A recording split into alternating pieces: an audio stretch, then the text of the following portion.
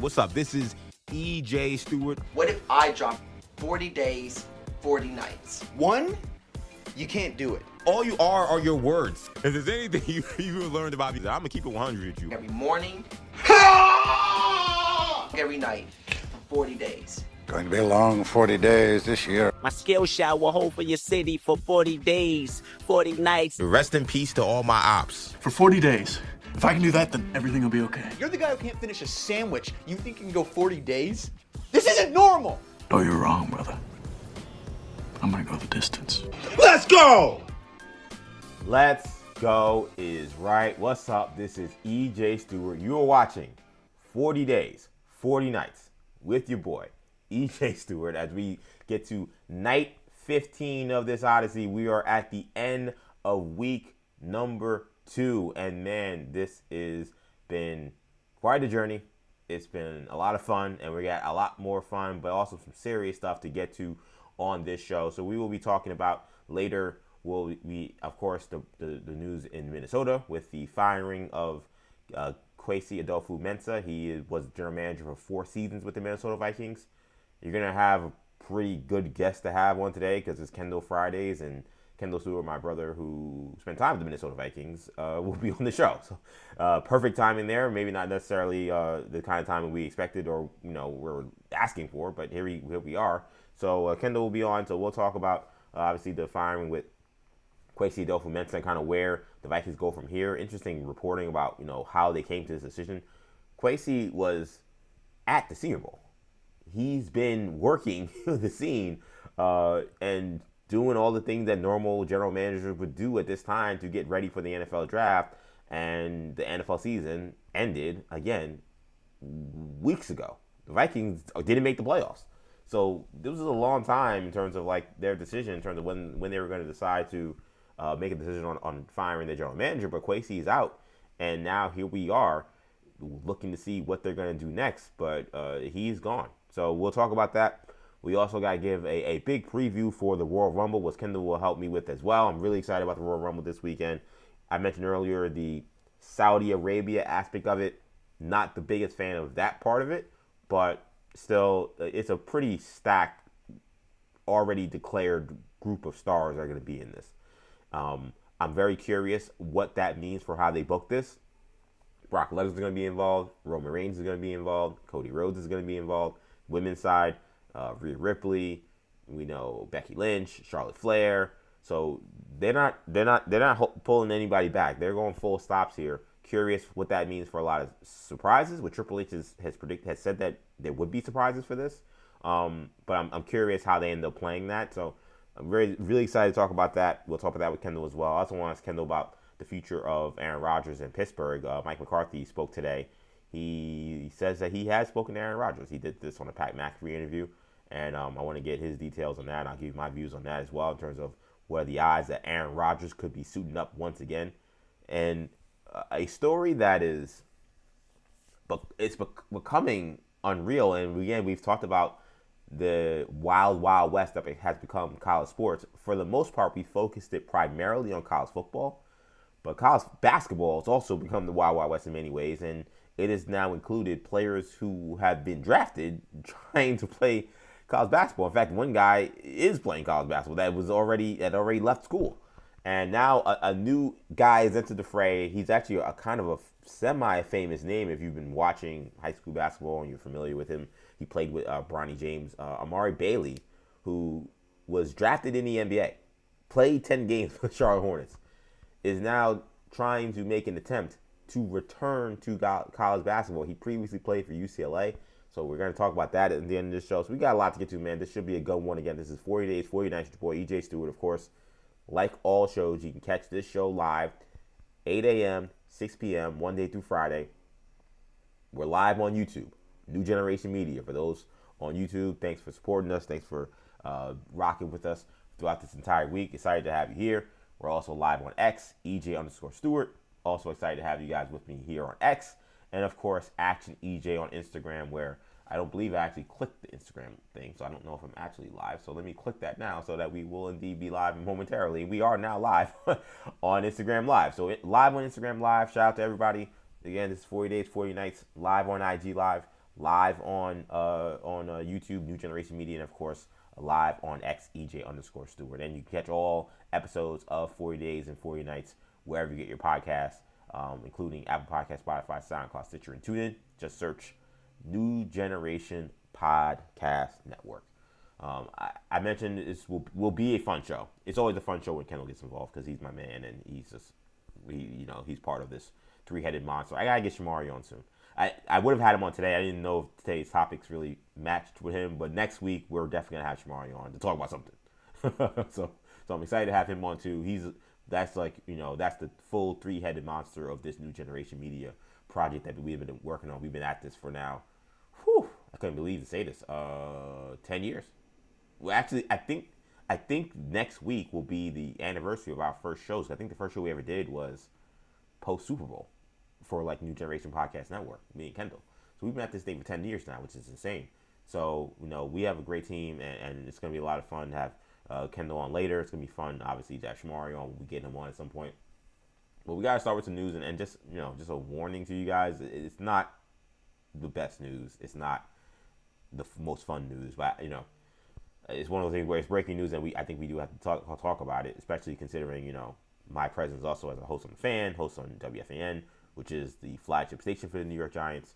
But we are getting details now about some disturbing emails that were revealed that linked owner Steve Tisch to Jeffrey Epstein. These were part of a treasure trove of documents. I heard they were like millions of documents, or maybe more than 1 million documents that were put out by the federal government today. There's obviously a lot of things that are redacted, and there's a lot of different people that apparently are linked to Jeffrey Epstein. Jeffrey Epstein, of course, is the billionaire guy who was a sex offender and was found guilty for trafficking women and minors, and we've seen now he's been a topic of our lives for at least for the last 6 years. It feels like he died mysteriously due to a suicide while he was in prison, and his death has led to a lot of questions and a lot of conspiracies, and we've known that he's had links to various different powerful people, and these documents that apparently have been under seal for all this time are now revealing some of them. And now Steve Tisch, someone who was not previously at all linked to Jeffrey Epstein, is in these documents, and the details that are there aren't the most savory at all. So I'm just taking, this is all very new, so a lot of this will be me reading just because I want to get all the facts correct, so you have all the information about what exactly is going on with the Steve Tisch connection to Jeffrey Epstein. But he was again connected to Epstein with here's the lead in the article. So convicted sex offender Jeffrey Epstein connected New York Giants chairman and co-owner Steve Tisch with multiple women, according to newly released emails. Tisch received scouting reports on women from Epstein, and the two men discussed whether women were, quote, pro or civilian, or, quote, a working girl. The emails sent in 2013 were among more than 3 million Epstein-related documents that the Department of Justice released Friday. There are also emails between Epstein and women who wrote about their encounters with Tisch. So when, obviously, he's not responding to any comment that people have tried to reach out to him to this. Some of the things we've seen in terms of these emails, there was one from May in 2013 when there's an exchange where Epstein's asking, can I invite the Russian to meet if you like? And Tisch is responding, is she fun? And then Epstein's giving details, and Tisch is asking, is she a working girl, question mark? And he says never in response. There's also email later in the same month with Tisch. It seems like, apparently, according to this article, referencing a different woman, saying, quote, is my present in NYC? Epstein replied, yes. Tisch followed up early the next morning saying, can I get my surprise to take me to lunch tomorrow? There's another change saying, did you contact the great ass fake T word? She's a character, short term, has an older boyfriend going to acting school. This was Epstein talking to Tisch. Tisch emailed back, thanks Jeffrey, curious to know about the name being redacted. I will contact name being redacted, pro or civilian. So there's a lot of detail. I can go into more and more. The Athletic puts it all out here, but obviously there are a lot of disturbing details from what I've seen from I want to be clear, I'm not shooting any bail at all. I don't see anything from what I've read before this show and reading this article, anything regarding anyone underage. But obviously, Jeffrey Epstein wasn't just holding underage women. He was trafficking. He was trafficking all kinds of people, right? So, underage girls, rather. I'm sorry. I don't see anything about underage girls, but he also trafficked, women as well illegally. So, and Jeffrey Epstein was notorious in these circles for his illegal activities, trafficking underage girls and trafficking women. And there's obviously everyone deserves a day in court, and things have to be investigated clearly. What's been disturbing, and I know we're a sports-centered show that I say also has a lot of pop culture. And this show, I think, for those who have watched my live streams, has been the fun times. I've been going crazy and being a maniac about things, but not of anything of seriousness, right? This has been, I think, a very fun show, and it's the whole Jeffrey Epstein just situation is very sad, right?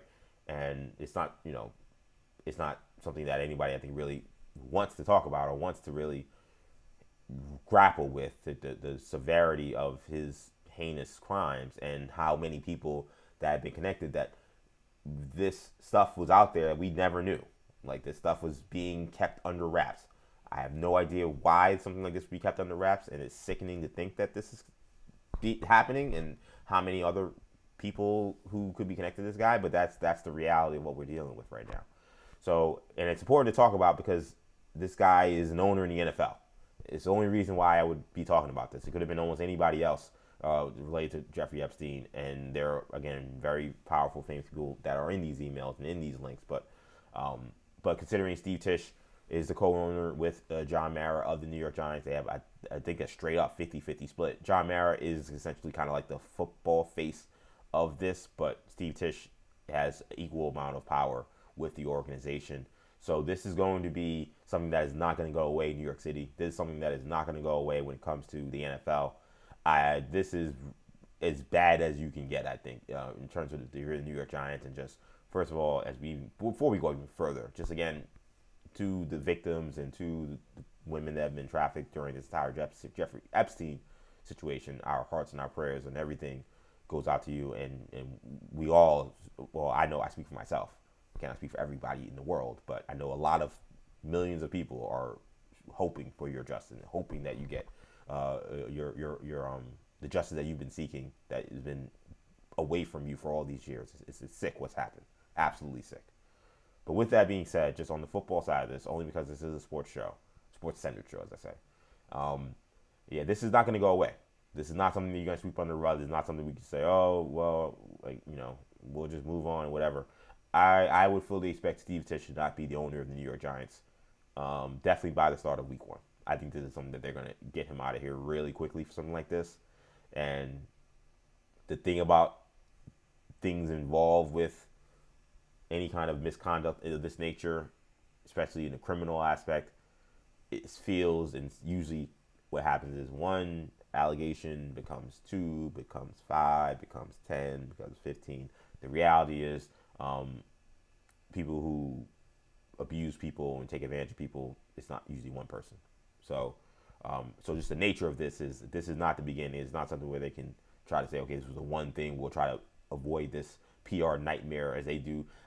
I feel like I jinxed this show when I mentioned, like, oh, there'll be some Friday dump that's going to happen that they're going to try to just get past us and I'll move on. And I was hoping it'd be, I don't know. I thought maybe it'd just be Kwesi. Oh, Kwesi got fired. Okay, cool. I'm not happy he got fired just for him personally, but like, all right, that's the Friday dump that we get away. I didn't think it'd be an NFL owner emailing Jeffrey Epstein regularly about women he's trying to find. I mean, it's freaking insane.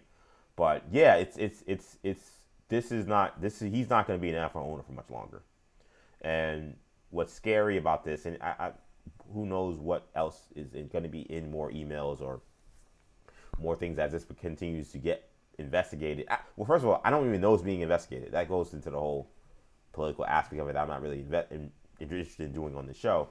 But they're just releasing these documents. I don't know if this means they're releasing them and saying, oh, crap, I should actually probably go call Steve Tisch and say, hey, what the hell are these things? I have no idea. It seems like they're just releasing them and then just going on with their day. So I don't know what they're actually doing in terms of the federal government. But what I do know is, again, when it comes to just these leagues and the NFL, if Jeffrey Epstein is having ties with an NFL owner, The only thing you can hope is that this is something that is a one bad apple type situation where you don't have other league officials or other people connected to the NFL in any way related to anything involving Jeffrey Epstein, because there was nothing good about anything being related to Jeffrey Epstein at all. So this is a bombshell. I'm gonna be honest. This is a bombshell. I haven't listened to the fan. Obviously that station I work for. I'm not sure. I know. Craig Carr and Chris McMonagle. I'm sure they're on today. They would probably have been all over this. I'm sure if you're on the station listening tonight, I'm sure Lukey will be on it. I don't know who's on it overnight tonight. I think usually it's Pete Hoffman. I don't know if he's still doing it on Fridays, but I'm sure WFAN's gonna be all over this. I'll be on WFAN from 2 a.m. to 6 a.m. on Sunday morning. I mentioned that earlier today. I still didn't tweet it out. I forgot to do that. But I'll be on, so I'll probably be talking about this as well. But yeah, this is disturbing. This is really disturbing. And the one kind of silver lining, not silver lining, but the one thing, there's no silver lining in anything Jeffrey Epstein. But I think the one thing about Epstein, which has made the thing so sad, and everything that's related to the powerful people that he's been linked to and the politics of it and everything, it's been like this thing has not touched sports. That's the one thing that you've been able to get an escape if that is what you look for in sports from anything involving Jeffrey Epstein, by watching sports and being invested in sports and loving sports. They always call it the great unifier, right? And this is now we're seeing nope, that's not the case. This nasty, disgusting scandal that has plagued this entire country is touching every single corner of our society, and it's again really scary and really disturbing. So we'll have to, of course, see what ends up happening. But that's the breaking news, and again, I had to lead the show with it because it's important that we cover these things that are happening.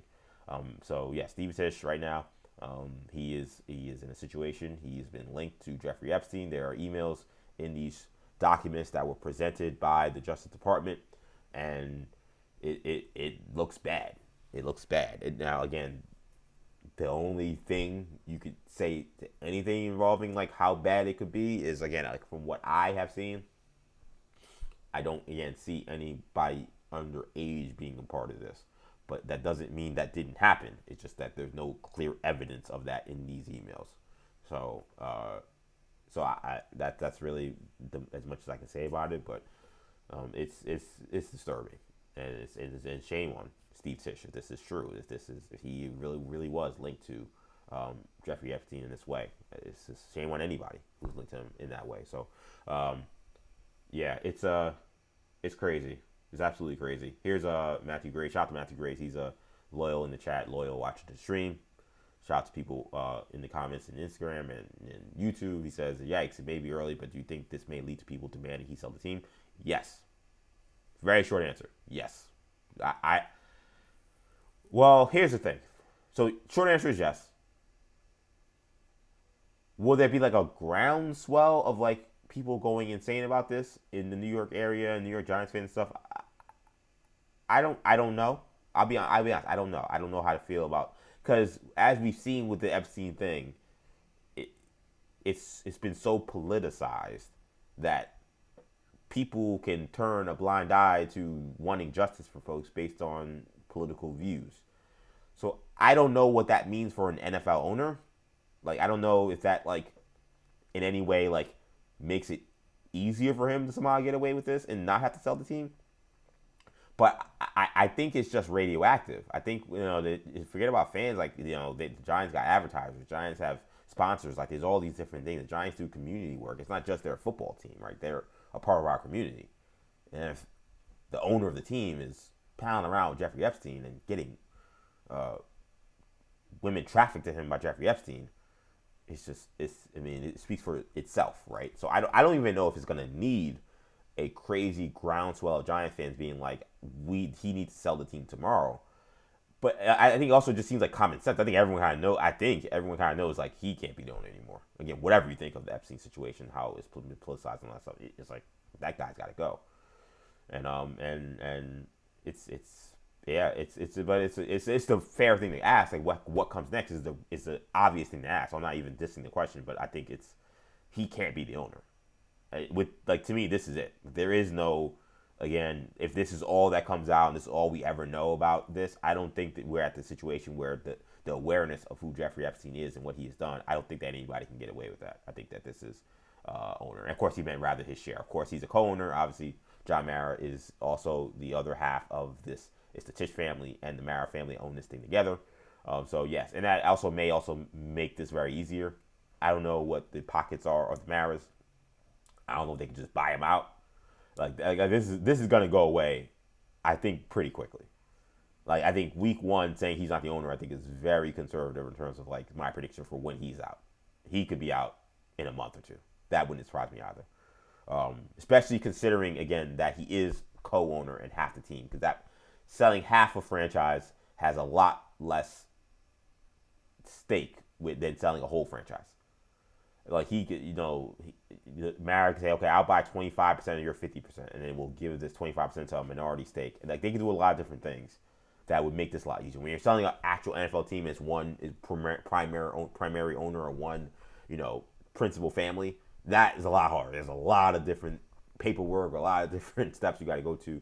This, I think, should be easy to get him out, and I think they're going to get him out really fast. But that's the breaking news there. We'll continue to follow any more developments on Steve Tisch and the fact that he indeed has been linked to Jeffrey Epstein from some emails that were put out there by the Justice Department. So let's move on here to talk about this surprising news in the NFL that Kwesi Adofo-Mensah, the general manager for the Minnesota Vikings, has indeed been fired.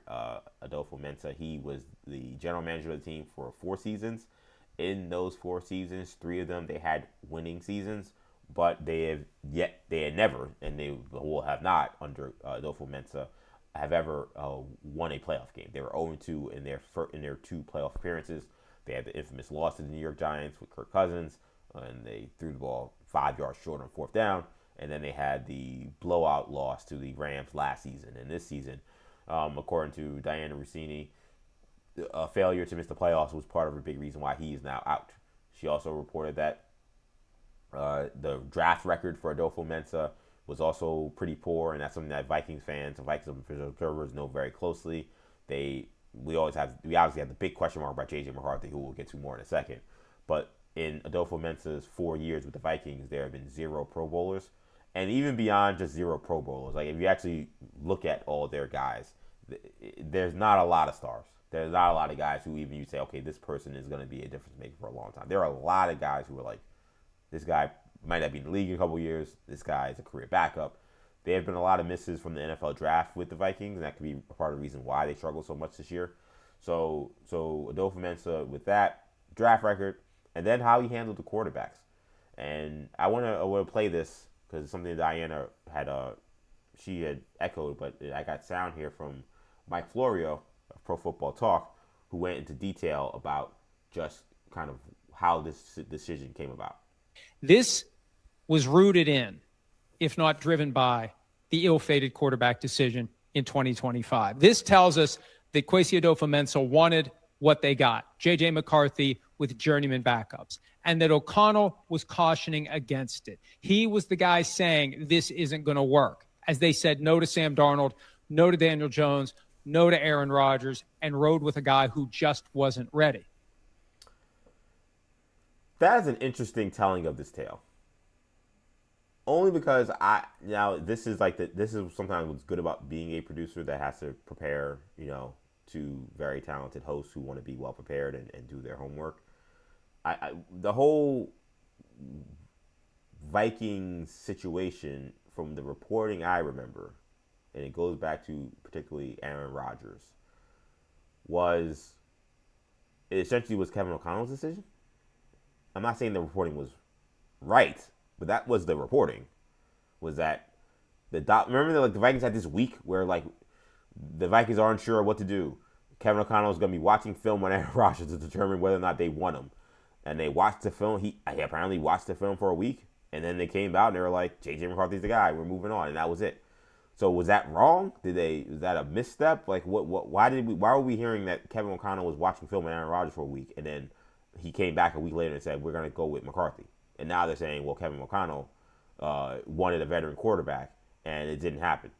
There seems to be a lot of interesting whodunits in terms of like how the Vikings screwed up their quarterback situation when it came to drafting J.J. McCarthy, who looks extremely raw to say the least, which is like, duh, I could have told you that. I mean, we watched him play in college football where he was throwing the ball 15 times a game. Like, there was no way to know this guy was going to be good at quarterback in the NFL.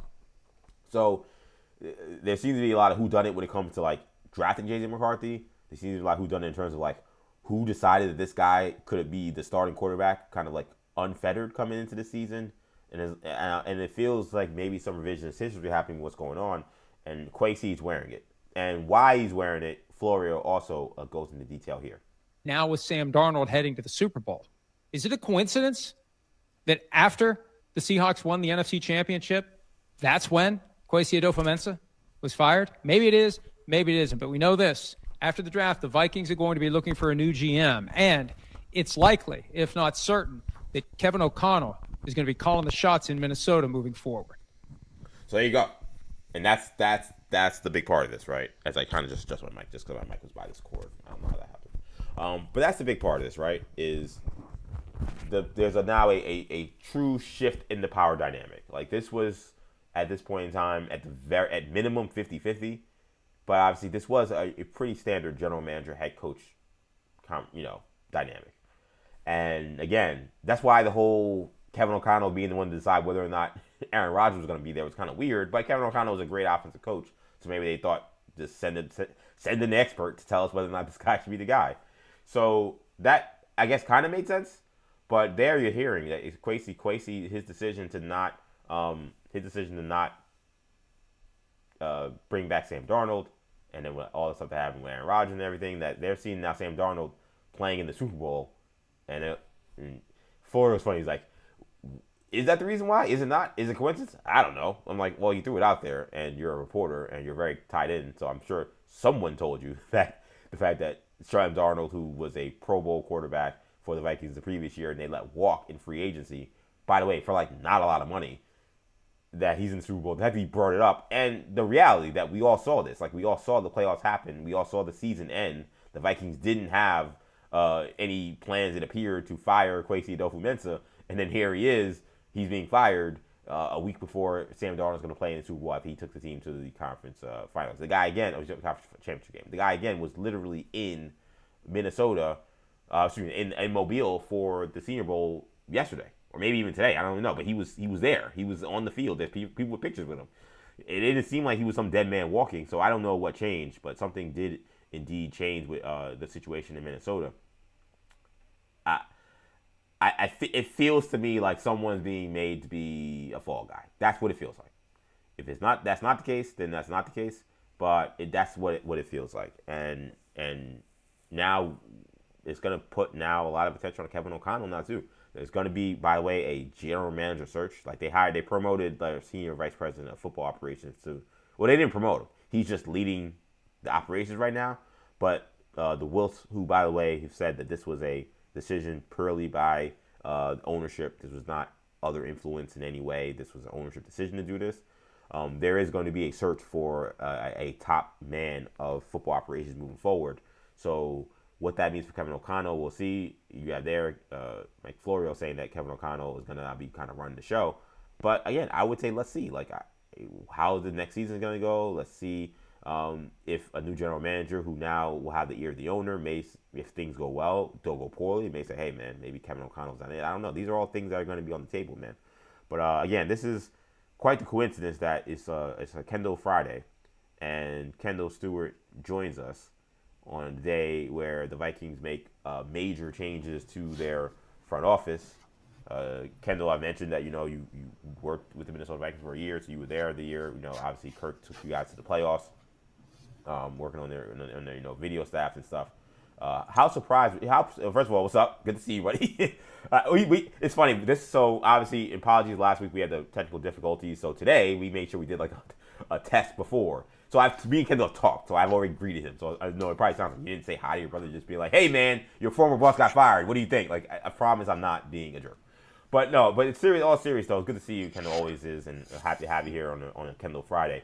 But how surprised were you by this move, considering the timing? I'm pretty surprised. I don't think that this is maybe as shocking as we've seen the sentiment come out today. That the result maybe isn't as shocking as the timing of it. If this is something that comes out, a day after or the week of, Black Monday, as we talk about in the NFL, I think it's still a little surprising, but I don't think it's shocking. But I think the timing of it is very bizarre, right? I don't think there's no questioning that. Like you said, I mean, there's a guy that was at the Senior Bowl yesterday on the field, mingling with the other, GMs and scouts in Mobile, and the next morning he wakes up without a job. A little bizarre to say the least, but from a result standpoint, I mean, I don't necessarily agree with it. Just in general, in terms of what do we look at, obviously, in today's NFL as a marker for success, right? Because if we look at it as wins and losses, I'd say Kwesi and Kevin O'Connell, those guys came in at the same time, 2022. I was there year one. I mean, they have been successful when it comes to wins and losses, right? I think he has like a 64% winning percentage, something crazy. He has a very high winning percentage for someone who's general manager. 40, I believe they're 43 and 25 in the regular season, 0-2 in the playoffs since he's been there. And to me, honestly, I think you should look at the other guys. I know sometimes it's not a fair comparison, but I think you should look at the other guys that were hired during that same cycle in 2022. In terms of GMs, you're looking at Joe Shane, who still has a job. Dark record, and who obviously, came, I mean, obviously they did beat Brian the Daboll. Vikings in the playoffs, but besides that, not much there. And Brian Daboll was the guy that wound up getting the bus ran over him in that situation. Dave Ziegler in Vegas, which, he was gone. He was gone after like a year. They've gone through 2 general managers. yeah, exactly. They've had multiple GMs hired since then. Yeah.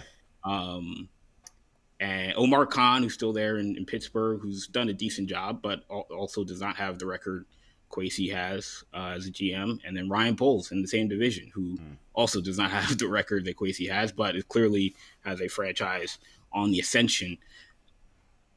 I think that if you're Kwesi, that's one of those where you kind of look up and you're like, man, like, what was I supposed to do? Like, I know people are pointing to the drafting, and I think that that's a question of, is this a results-based business or is this a process-based business, right? And I think that the Vikings had a question of, is the process, do we have a Super Bowl process right now? Do we have a Super Bowl caliber process? Regardless of the wins and losses, was there smoke and mirrors? Was there fool's gold around some of the success that they've had? And do they have a Super Bowl caliber process? And I think that is a fair question for sure. I think you asked Kwesi, I think he would have told you, it's a fair question that we may have to cycle through some things. And I think I wonder what the chain of events were, right? Was this because I know people are reacting to, well, Sam Darnold made the Super Bowl, so they had to have made the decision to fire him because of that. Yeah. It's possible, right? The timing certainly would suggest that. I just wonder. I don't know if any real responsible, organization is operating like that to such an extreme. Because it's not like Darnold didn't wake up, and play the greatest game of his life, and he was bad all season, and then all of a sudden woke up in the playoffs. Like, he's been great all year. He's been great for 2 years. I've been pounding the table, being like, is this guy not like a top 5-10 quarterback in the league based off of his record the last 2 seasons? But to me, I think that I wonder, in terms of the chain of events, is this a situation where maybe they asked him to make some changes in the organizational process? Because that's usually what we see happen, right? We're seeing it with Joe Shane. Right, like Joe Shane, new coach, obviously. Sounds like they just got rid of Kevin Abrams, who's a long time front office exec in New York. Like, there's going to be a massive shakeup And it's probably a lot of Hardball Inc. Guys coming in, whether it be Jim or John. They run the Bonzi scheme over there in Ann Arbor. But probably a lot of Hardball guys coming in. But regardless, like they allowed Joe Shane that opportunity to have that to shake things up, right? And who knows who's running the operation, who's running the ship anymore. But regardless, Kwesi wasn't. Again, I don't know. Was he afforded that opportunity or not? Did he fall on the sword and say, I'm not going to throw my guys under the bus? Mm-hmm. Ryan Grigson, for example, former, obviously, GM, who's been working under him for a long time. That's one of his guys. And he's kind of his chief evaluator. Because Kwesi, obviously, being an analytics, Wall Street-centric background, needed a guy who had the more traditional football scouting background, and that was supposed to be Ryan Grigson. Well, we look at the losses in the draft that obviously people have pointed out. Obviously, that falls on Kwesi, but again, it makes you wonder did they ask him? You got to bring in somebody else, right? You got to, and maybe he didn't want to do that. I don't know. I'm speculating on that, but sure. I think these are questions you have to ask. But in terms of the fairness of it, I mean, look, it's not fair, but we say life's not fair, right? But he just got a contract extension. Game made based on sympathy. Gabos. There you go.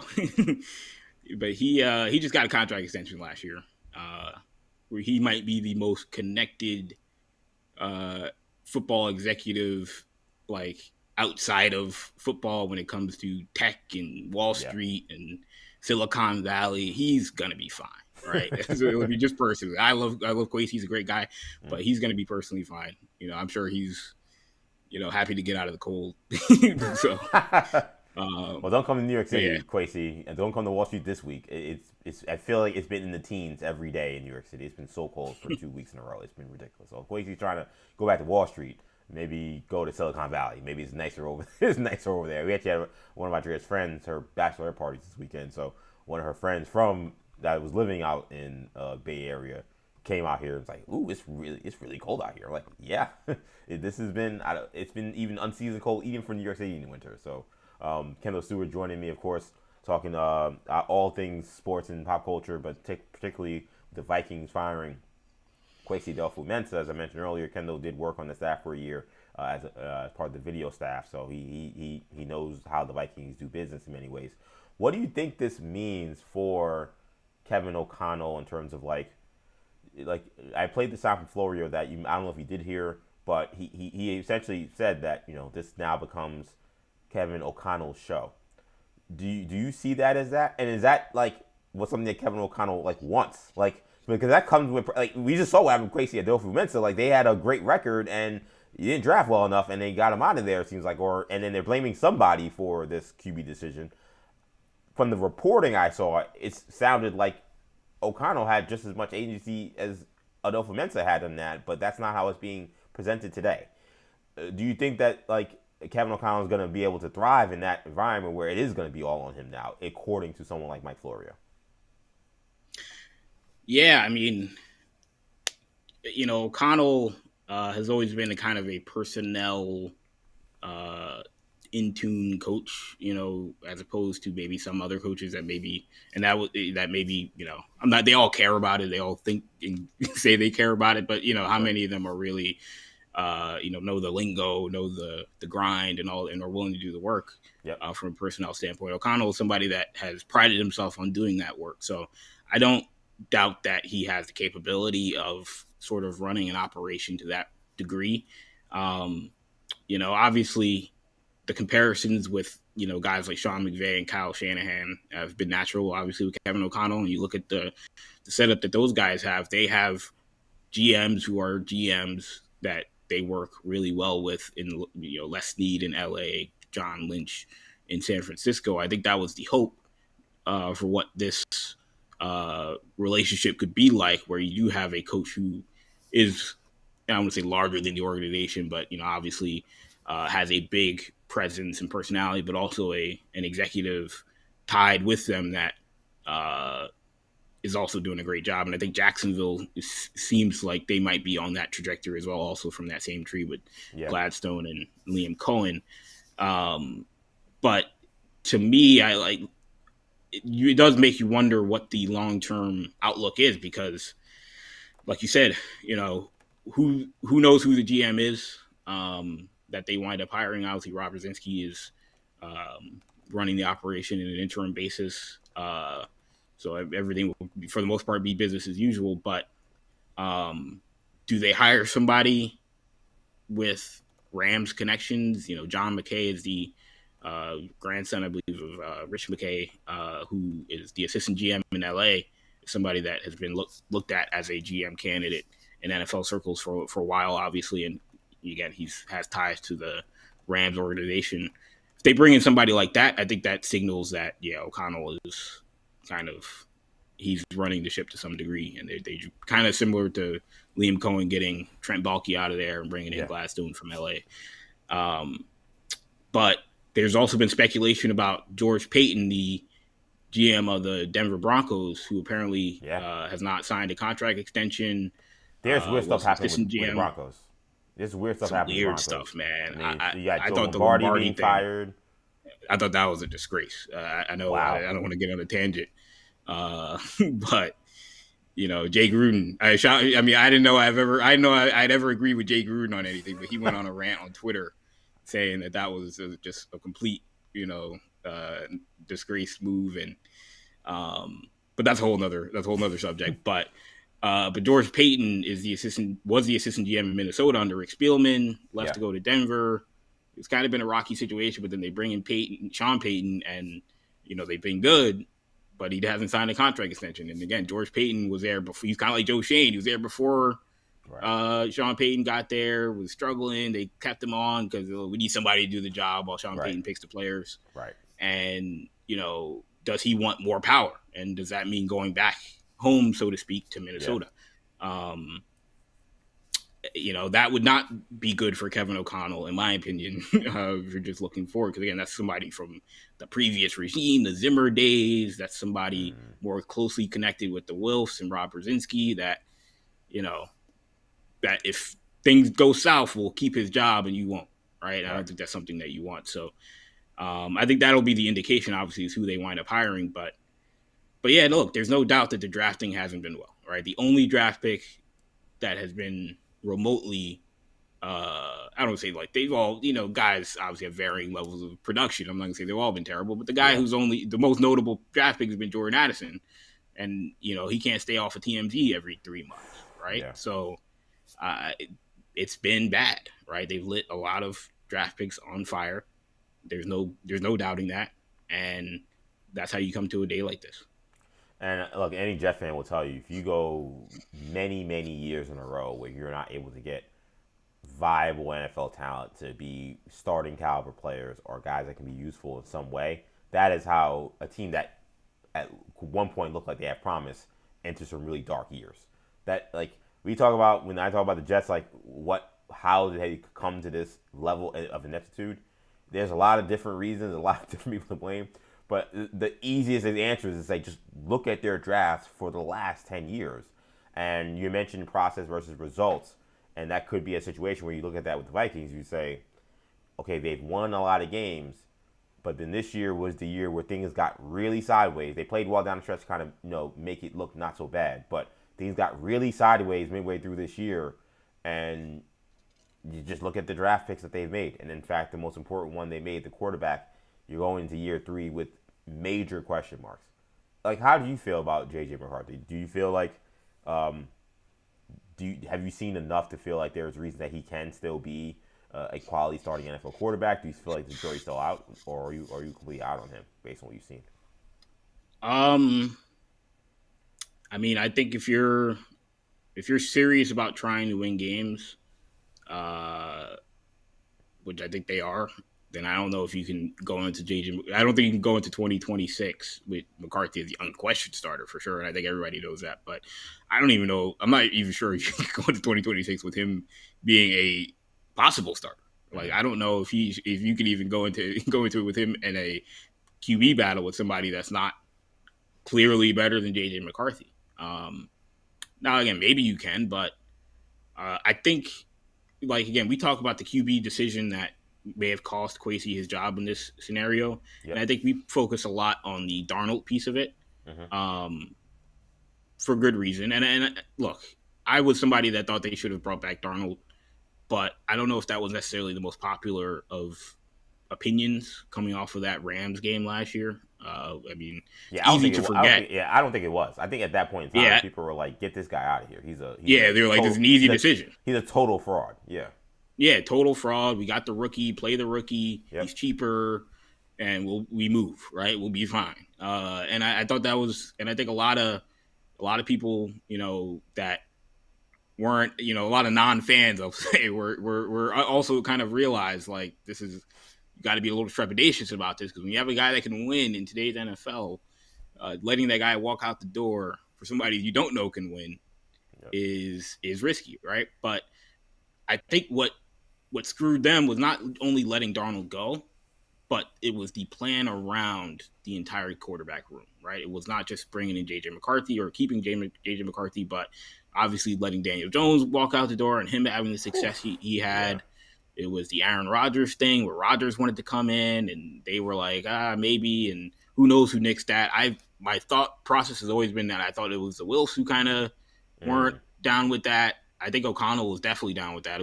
It's hard to say what Kwesi was willing to do, but I think they wanted to see J.J. McCarthy play. And I also don't think that ownership wanted to deal with another Green Bay Packer legend coming in and, stealing the show. I think they went through that last time, and I thought it was a positive experience as a fan, but I from what I understand, I don't think they feel too great about it coming out of it. So I don't, it's hard to say what the plan was and what ended up happening, but you can't go into the season with McCarthy and then Max Brosmer as the backup, right? You undrafted rookie from Minnesota. Of course, they had Wentz as well. And Wentz got hurt. I don't want to forget about him, but you end up with Max Brosmer starting, and then the Seattle game. And I don't want to say he was the worst backup quarterback on an active roster in the league, because we haven't seen them all play, and they didn't all have to go play on the road in Seattle. Yeah, I did see Brady Cook play a couple weeks. That wasn't. You did see Brady. That wasn't fun either, probably. Yeah. But the bad thing, the fuel to add fuel to the fire on the Max Prosper thing was the talk for a 2 or 3 week period that, don't worry, like, this kid might be Brock Purdy, right? Like, there was a whole story about Kwesi was at the combine telling people, like, oh no, like, my secret's out. Max Brosmer, people, this is our secret guy has been unleashed, and we're not gonna be able to draft him. All these stories that came out, which should not, I don't know, if they were true, that's fine, right? Teams can have their evaluations of guys. Yeah, sure. You cannot let that come out before that guy plays a game. Right. You just can't, because when it does, if it doesn't go well, now you look like a disaster. And then it actually reminds me of a little bit of the Brady Cook situation. It wasn't quite like that, but Aaron Glenn before, because as things were getting bad with Justin Fields, people started saying is there a shot Brady Cook gets to play soon? And he's like, he's not ready right now, but I'll tell you this, like, Brady Cook's going to be an NFL quarterback. Like, we see the talent, we see it there. And then, again, he put that out there knowing he probably was going to have to play him at some point. And then he plays, and, like, at first it wasn't as bad as maybe the stats looked, but then they started to look as bad as the stats as the weeks went on. It was like, I don't know if that guy's an NFL quarterback. It ended up being great, Aaron right? Glenn, it was beautiful for the tank. Yeah, I mean, like, Tank Commander Brady Cook was money. Tank Commander Brady Cook in that defense, that was easy money down the stretch. But again, you go back to now, Aaron Glenn's been embattled here in New York, and that question mark about, like, didn't you say Brady Cook was going to look like a quarterback that had a future in the NFL? That looked like a guy with a future. We like to, a lot of people like to dig on Mike Zimmer, a lot of Vikings fans for sure. Certainly was a curmudgeon, but his line about Kellen Mond, his last season in Minnesota, Kellen Mond's rookie year, when they were getting ready to play Green Bay, and they were asking, so why don't you want to throw out Kellen Mond? He was like, I see him every day in practice. That's all I need to know, right? And sometimes, like, setting the bar low, that might be a little much, a little harsh, but, like, sometimes setting the bar low is the right thing to do with your backup rookie quarterback. And if he exceeds it, that's great, right? Brock Purdy, I don't remember people saying like, oh man, like Brock Purdy is like the next Tom Brady, right? Like before he ever played a game. Well, I feel like that should be the expectations going forward. So again, there was a lot of PR problems, a lot of stuff, and you hear stuff about turmoil in the building, and all that is hard to judge because unless you've been around for 30 years and you see what every other team is like around the league, it's hard to judge how bad it truly is. But right. When you've won as many games as they have early in their in their tenure, and then you start losing games, it's not fun. By the way, Kendall, did you see Kellen Mond like had a whole post on LinkedIn about like his time with the Vikings and this whole beef between what's the name, Zimmer and Spielman? He said they didn't speak and that he didn't want Kirk Cousins, and they signed him anyway. And then when Kellen Mond got drafted, Zimmer left the room. It was this crazy this post he posted on LinkedIn about like this idea that we saw how much that coach did not have love for Kirk Cousins or Kellen Mond. So that was actually not surprised there. But it's a good point about in terms of putting out there information that could then be used against you in the court of public opinion and the court of NFL owners wondering if you should keep a job. We got Matt Graves there saying, Kendall, you made a good point about the entire QB situation. People forget that, Daniel Jones was there. They made that trade. Daniel Jones was on the outs, and they traded for him midseason, and people were like, well, this is interesting. Is he going to play? Like, what's going to happen? I mean, Sam Darnold playing so good, there was no way he was going to play. But it was interesting. It was like, oh, wow, like, Daniel Jones is done with the Giants, but he actually is on another team, and in theory, he could. The Vikings were playing so good, it was like, hey, man, if Sam Darnold gets hurt or something, like he may have to play like in a Super Bowl game or something like that, Yeah. And the Jones thing was weird because I was somebody that was like, man, if they bring back Daniel Jones, like I thought like that was just as bad of a QB room as Wentz and JJ McCarthy. Like, I didn't think that was much of a difference, but again, the outcome of that I think hurt them just as much as the Darnold thing. It was like they wanted him back, they tried to bring back Daniel Jones, but they didn't make a real solid offer. That they didn't beat the Colts offer, which I don't know if you were gonna be able to beat the Colts offer because the Colts were like, yeah, you're probably gonna start. It's gonna be a competition, but you're probably gonna start over Anthony Richardson. Mm-hmm. Whereas like the Vikings was like, who knows? Maybe you will, maybe you won't. Right. And again, that's the misevaluation of JJ McCarthy, and it's hard to judge a guy off of a rookie off a training camp, and then he's out all year, and now he's just in the room and he's in the meetings, but he's not playing. So as much as the misevaluation is bad, a lot of it is just based off of like, did you miss on him in college? Did you miss on the Michigan stuff? Which, I would have taken him over Penix. Penix was off the board already. I think everybody would have taken him over Bo Nix, and anybody that says they wouldn't have is lying. So I don't, including Sean Payton. Sorry, but not to get back on the Sean Payton wagon, but regardless, that was it was not an easy decision. All right, I guess is my point. But that's why in the NFL going forward, I think a lot of people have to see and realize that you have to, if you can take the known over the unknown, you got to stick with it. I know people thought maybe this is Alex Smith and Patrick Mahomes, but you can't assume that. Yeah, man. Scared money don't make money, man. It's Kendall Stewart joining me, man. Awesome stuff from the Vikings, as I fully expected. What did you make of just the Super Bowl matchup we have now? We have Patriots, Seahawks. You were on the money. We had these picks. We both picked the Patriots. I had Rams. Did you guys hear me? I wasn't sure if I got him out. It was like it got through. It was like Obi-Wan in episode 4 of like I need Obi-Wan, you're my only hope. Princess Leia. Yeah, Princess Leia. Yeah, it was extremely choppy, but that part did get through. We did see you did your picks in. Yeah, so Kendall was on record. He did have Seahawks and you did have Patriots.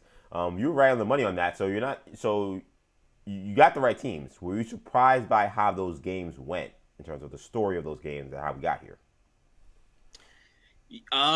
Yeah. I mean, look. The Rams. I think both games. First of all, the Broncos Patriots I thought it'd be low scoring, more low scoring than I predicted and expected, but obviously the weather played a huge deal in that. You know, I think if you're the Broncos, I think you had an admirable season, which is why, again, I think the Joe Lombardi firing was was just a complete scapegoat job by Sean Payton, who we know runs the offense and does everything, and they're going to promote Davis Webb now, and it's like, man, this guy Lombardi's been with you for over 20 years, and this is how you do him? Like, that's just a messed up business where he didn't have his quarterback. Yeah. And what happens if they win that game? He saw the quote from Lombardi, right? He was just like, yeah, you can kind of tell the writing was on the wall. Like, he was just in the mood. I was like, wow, they got that on record from Joe Lombardi? Like, he's like, you I don't blame him. Like, but yeah, the guy's a jerk. I'm sorry. The guy, Sean. There's another word. It starts with Jack, ends with something that rhymes with pass. Yeah. But that's what he is. He's a jerk, man. And I feel like, I don't know how he has gotten this favor with. He has played. I'll tell you this. I know I've gone crazy. I've gone on rants about Sean Payton saying that he's like a Bill Parcells cosplay. I don't know if I can say he's a cosplay because it's kind of worked. Like he has this great relationship with all these very influential people in the media. So like the obvious jerk behavior that he does, he gets away with, even though it's obvious he's being a jerk. So he has this weird thing where like people, the local media has this relationship with him that's not great. That only became great this year because they were this good. But the national media sings his praises. You never hear about all this other stuff that we hear. He can destroy Russell Wilson for no reason. He could destroy his own quarterback. He said his quarterback was brittle. It was like oh, he was predestined to have that kind of injury. He was predisposed to have an ankle injury, and we knew that in the draft. And if I knew that in the draft, maybe I wouldn't have drafted him. Like he said something like that. I'm like, are you serious? It was a freak play, and also like you're putting out your quarterback's medical situation in terms of like. Now people know, bro, Nix may have a crazy ankle, and Bo Nix then also went on record and been like, yeah, Sean shouldn't have said that. Also, it's not true. I didn't have multiple surgeries in college. Like, which maybe he's lying because, like, this is football. Like, you're trying to protect your body. Like, if guys know, oh, he has weak ankles, we know what time it is. So, but he only cares about himself and self-preservation. And he will do anything, whether it's...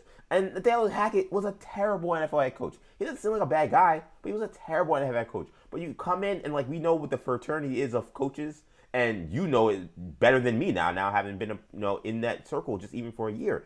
Like, you come in and just like, that was the worst coaching job that's ever happened in the history of sports. Like, the guy's a jerk. He's a jerk, and it's unfortunate because the Broncos are actually a team that otherwise are very easy to root for. Like, Bo Nix is a wild card. You don't know what to expect, but he makes big plays, and he's a fun player to watch when he's playing well. The defense has a lot of fun characters, and they're a good defense. There's no reason not to dislike them, but then you see that jerk on the sidelines who, as soon as things don't go well and his offense doesn't perform, he's blaming literally everyone else for their failures. He's just a jerk. I mean, again, imagine losing your job after your backup quarterback Jarrett Stidham it goes out there and only puts up 7 points. Should have been 10, but that's a whole other conversation. Right. Only puts up 7 points in what was an absolute snowstorm. Yes, a blizzard in the second half. Yeah, in the second half. I mean, what are you supposed to do against a great defense? And he doesn't call the plays. He doesn't call the plays. He's not the play caller. Again, it wasn't his decision to go for it on fourth down. Right, he didn't say go for it on fourth down. And again, his quarterback was hurt, and his quarterback was, again, a second-year player that a lot of people thought was way overdrafted. Joe Lombardi is, in part, has a quarterback background. He's the offensive coordinator, of course, Davis Webb being the quarterback coach, but he has a quarterback background, and Bo Nix plays excellent. Yep. And Joe Lombardi gets blamed for sometimes process over results. That's fine. We can talk about it, but at what point does Sean Payton not have any culpability in that as well? So yeah, and Davis Webb again, maybe Davis Webb's not going to get promoted, right? I think a lot of people assume he will. He won't. Yeah. But again, it's a very strange situation. I mean, I saw Joe Especially Lombardi get fired, and I was like, man, I know the Jets are just kind of just locked in on Frank Reich. I was like, I don't know, maybe we should give this guy a shot. Like, he's been with Sean Payton all the time. He hasn't really gotten a shot to really call plays. Like, maybe I texted some people last week when just talking about the whole NFL hiring cycle, and I was like, it's bizarre that Davis Webb's getting as many interviews for head coaching jobs, and Joe Lombardi hasn't gotten a single call, right? And because it was the same, he's the offensive coordinator, Davis Webb's the pass game coordinator and quarterback coach. So Joe Lombardi's been an offensive coordinator going back 20 years. A long time, yeah. He's been, an offensive coordinator, been with attached to Sean Payton's hip. And Davis Webb was playing the NFL 5 years ago. Yeah. And has only been a coach for 3 years, and now all of a sudden he's getting head coaching. I don't know how this stuff happened. I'll be honest. And I think a lot of it has to do with Sean Payton, if we're being honest. I think Sean Payton, behind closed doors, is telling people Davis Webb is the golden boy. He's the chosen one. And Joe Lombardi, you don't want that guy. And we just saw what happened. Yeah. It was a great game. Yeah, anyway, from the game, but yeah. But yeah, no, that was the Broncos, they didn't deserve to win that game. They didn't execute, obviously, when they had a shot to. The second half was a mess for everybody, but that game was won in the first half. It was, yeah, it was, and again, I mentioned it like when I talked about it the next day, was like Sean Payton. I know it was kind of like a surprise because I did the show the day before, and I said, oh, the weather bug on ESPN says, cold but partly cloudy. So weather's not going to be a factor in this game unless someone doesn't like the cold. But this is the Broncos and the Patriots. I think they'll be fine in cold weather. And then it's like a snowstorm. Like, did nobody know this was going to happen? And then shout out to my guy, Auntie Gallo. I really hope I can Gallo on here. Gallo works a weird schedule. He's from WFAN. So his schedule it's like impossible for me to get either morning or day. But one day, hopefully I'll get him on soon. But he's a Denver Bronco fan, so he was locked in. So he's like, well, what we heard was local time around 5 p.m., maybe it would snow. But I'm like, okay, well, that's, or 4 to 5, he said. I'm like, well, at worst, that's a second. That's like either at like the end, literally the end of the game or like the fourth quarter. But by the time it's game time, and you know how these coaches prepare, you know the information they get. They know what the weather's going to be for that game hour, 2 hours before. Like that, you know what's going to happen. So he knew that the weather was going to be bad in the second half. And again, you don't kick the field goal. You don't do all these, like, there's all these different, like, you know what's going to happen in the second half. And he takes blame for that. But no, it's Lombardi's fault, apparently. You've been following the Broncos all year. And how many times have I texted you and texted Shamari on a Sunday ticket Sunday, and the Broncos do something ridiculous at the end of a game, and they win the game, right? They won plenty of games with Sean Payton doing the most ridiculous game management stuff, going for it on fourth down and doing play action deep shots on 4th and 2, and it's an incomplete pass, and the team takes like just ridiculous stuff all season that they got away with. Yeah. And it finally caught up to him. A ridiculous decision finally caught up to him, and it happened in the AFC Championship game. Absolutely. And then so now we have Pats, we have Seahawks. Man, you said, again, you were on the money on these predictions. I mean, you said Sam Darnold, you thought Sam Darnold was going to be locked in, and you thought he was going to really kind of put on a show. That's kind of what he did. He was locked in from the first drive. I mean, Kenneth Walker, I thought, really established the game in the first drive, but from the first quarter on, he was in. And then when they got that touchdown at the end of the second half, at that point, it was like he had reached a Super Saiyan level. He knew that he could beat this team, and they got whatever they wanted offensively. Do you have... I talked to Maggie Gray about this earlier in the week, and I told her this because I reminded her, I said during the regular season that this was shaping up to me to be a season where whoever comes out of the NFC is going to beat the brakes off of whoever comes out of the AFC. That is just, I looked at the AFC, it just looked kind of weak to me. The NFC looked like an absolute, basically gauntlet, right? Like it was just a Royal Rumble, no pun intended. We're going to talk about that in a second too. I'm like, the NFC is way better. There's way more talent. The AFC has a lot of younger quarterbacks, guys who haven't won as much, and we're like begging to see if Lamar or some of these other guys are going to get there, and they did it. I look at those games. I watch the Patriots and Drake May kind of have another kind of game where basically because they were able to get the field goal kicker in just close enough range that he can make a field goal. That's why they're in the Super Bowl, essentially. And the other team had a backup quarterback playing. And I watched the Seahawks play against a Rams team that had Matthew Stafford still playing at an elite level, still doing crazy-ish the whole game. And won, like, still kind of convincingly. Like, they won the game. It was close, but it was not like, oh, they stole that one. It was like, no, they outplayed the Rams, despite Stafford doing crazy-ish the whole game. And it took, Reek Warren to do one of the stupidest things I've ever seen on an NFL field. Otherwise, it might have been a blowout. So, the only thing Maggie said, though, was like, yeah, but do you believe Sam Darnold could eventually turn back into a pumpkin? I'm off that, man. Like, I saw what he did last week, and I see that offense, and just Clint Kubiak, he is in such a rhythm calling plays, and they know they can run on at any point in the game. They can run at will. It doesn't even matter that Charbonnet is not there anymore. We thought that'd be a bigger issue than it was. And Sam Darnold knows how to deliver the football, and, like, these guys are getting wide open. Like, JSN, I don't know how a guy who led the league receiving yards, basically, it was averaging 100 yards a game, is always wide open. But they're getting these guys wide open. Cooper Kupp, they thought he was cooked, and he is also getting open all the time. I think the Patriots are in trouble. That's what I said after the game. I said I think the Patriots are in trouble. I obviously have a more official pick next week. I'm sure you will as well when we talk about next week. But just off the surface, I'm like, man, I don't like how this looks for the Patriots. Yeah, on paper, it looks like a terrible matchup, right? Now we know these games aren't played on paper, so like you said, we got to continue to dive into the matchup, see how things play out during the week. But on paper, it does not look like a good matchup for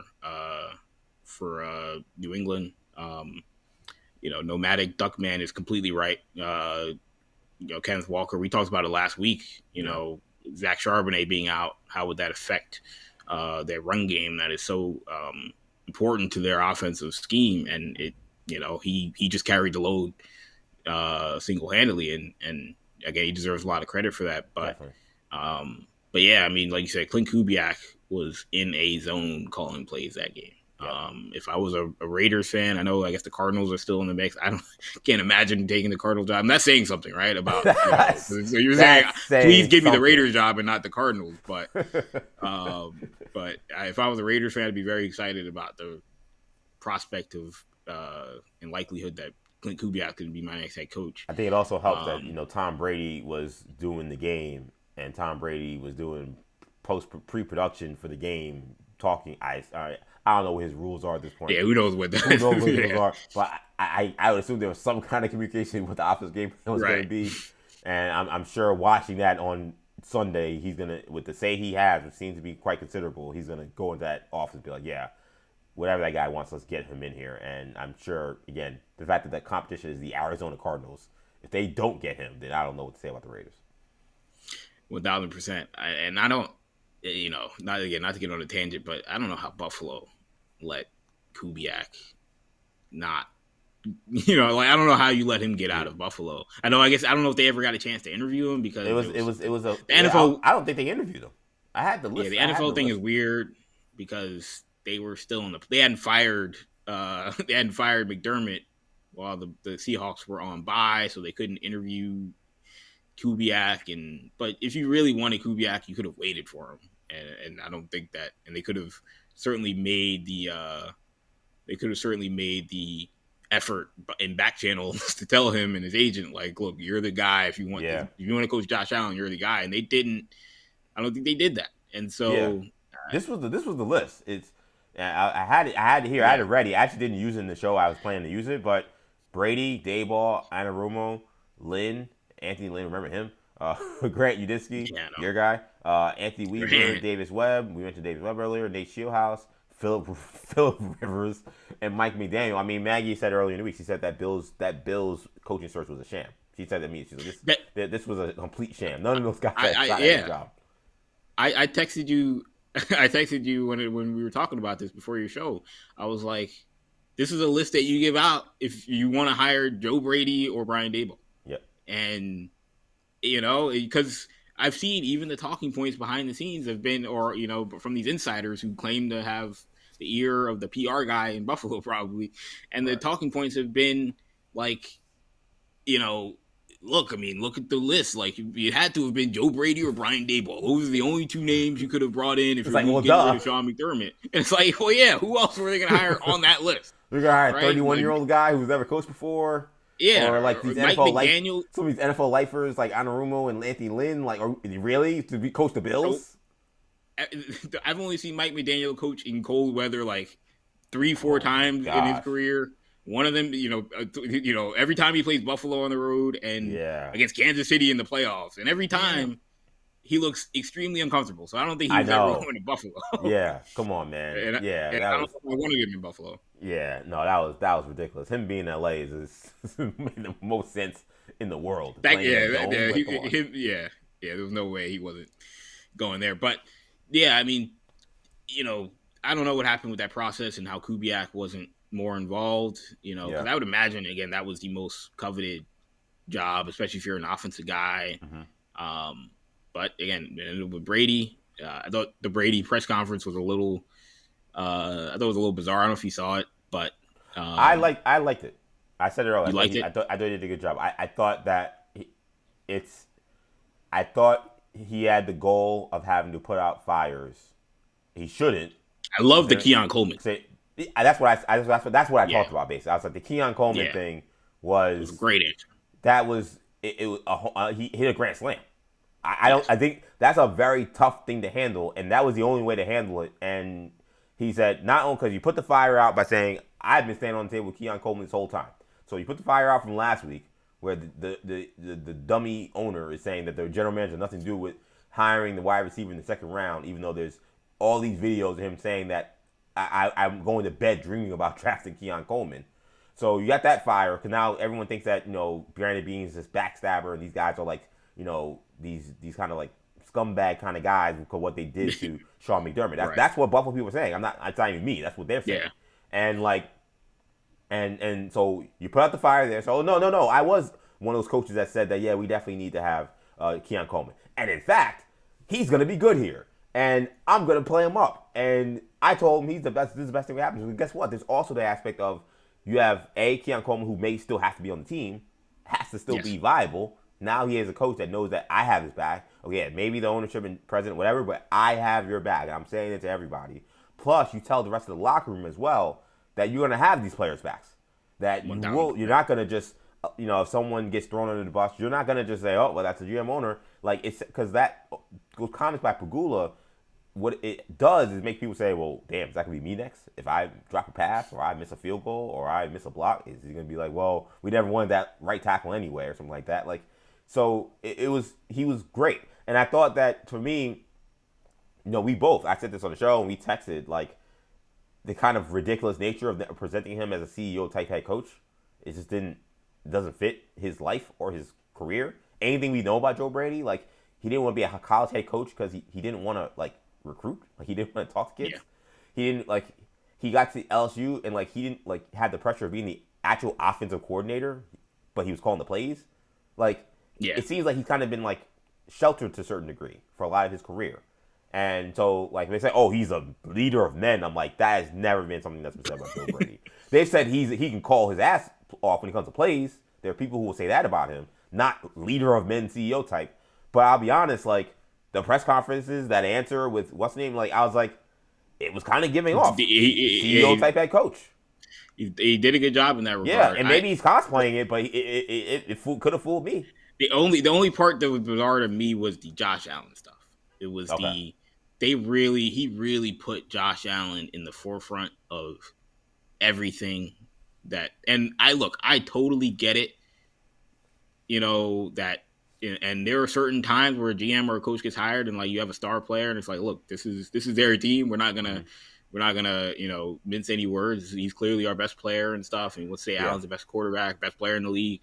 Those are all fair things to say. And I almost feel like if it was a different messenger saying it, I feel like maybe I'd get more behind it. But it's like, all right, you've already been here. You're Allen's buddy. You already have the Allen's buddy, label attached to it. It just feels like he was in the interviews. He was in the interview. He's sitting right there, front row. It's like, it just feels like I didn't actually. This is the only reason I got the job, and I'm going to continue to hide behind the fact that I'm Josh Allen's buddy. And that's the only reason I got here. And look, if Josh Allen, it ultimately, like, they need Josh Allen to be the best player in the league to win a Super Bowl, right? I mean, EJ, you've said a lot that you think Matthew Stafford might be the best quarterback in the league right now in terms of the level he's playing at.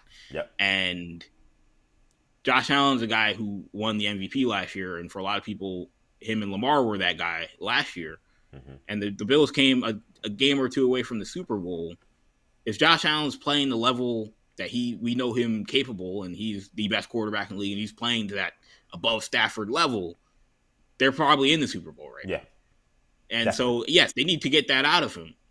But I don't know if that is and they know him better than me. They know the psychology of how to get the best out of Josh Allen. But I don't know if that is, let's just pepper him with he's the greatest player ever and you can't do anything wrong. Again, they know him better than me. I'm not going to psychoanalyze it too much. But, especially also when you're talking about it's consistent with how they treat him up there.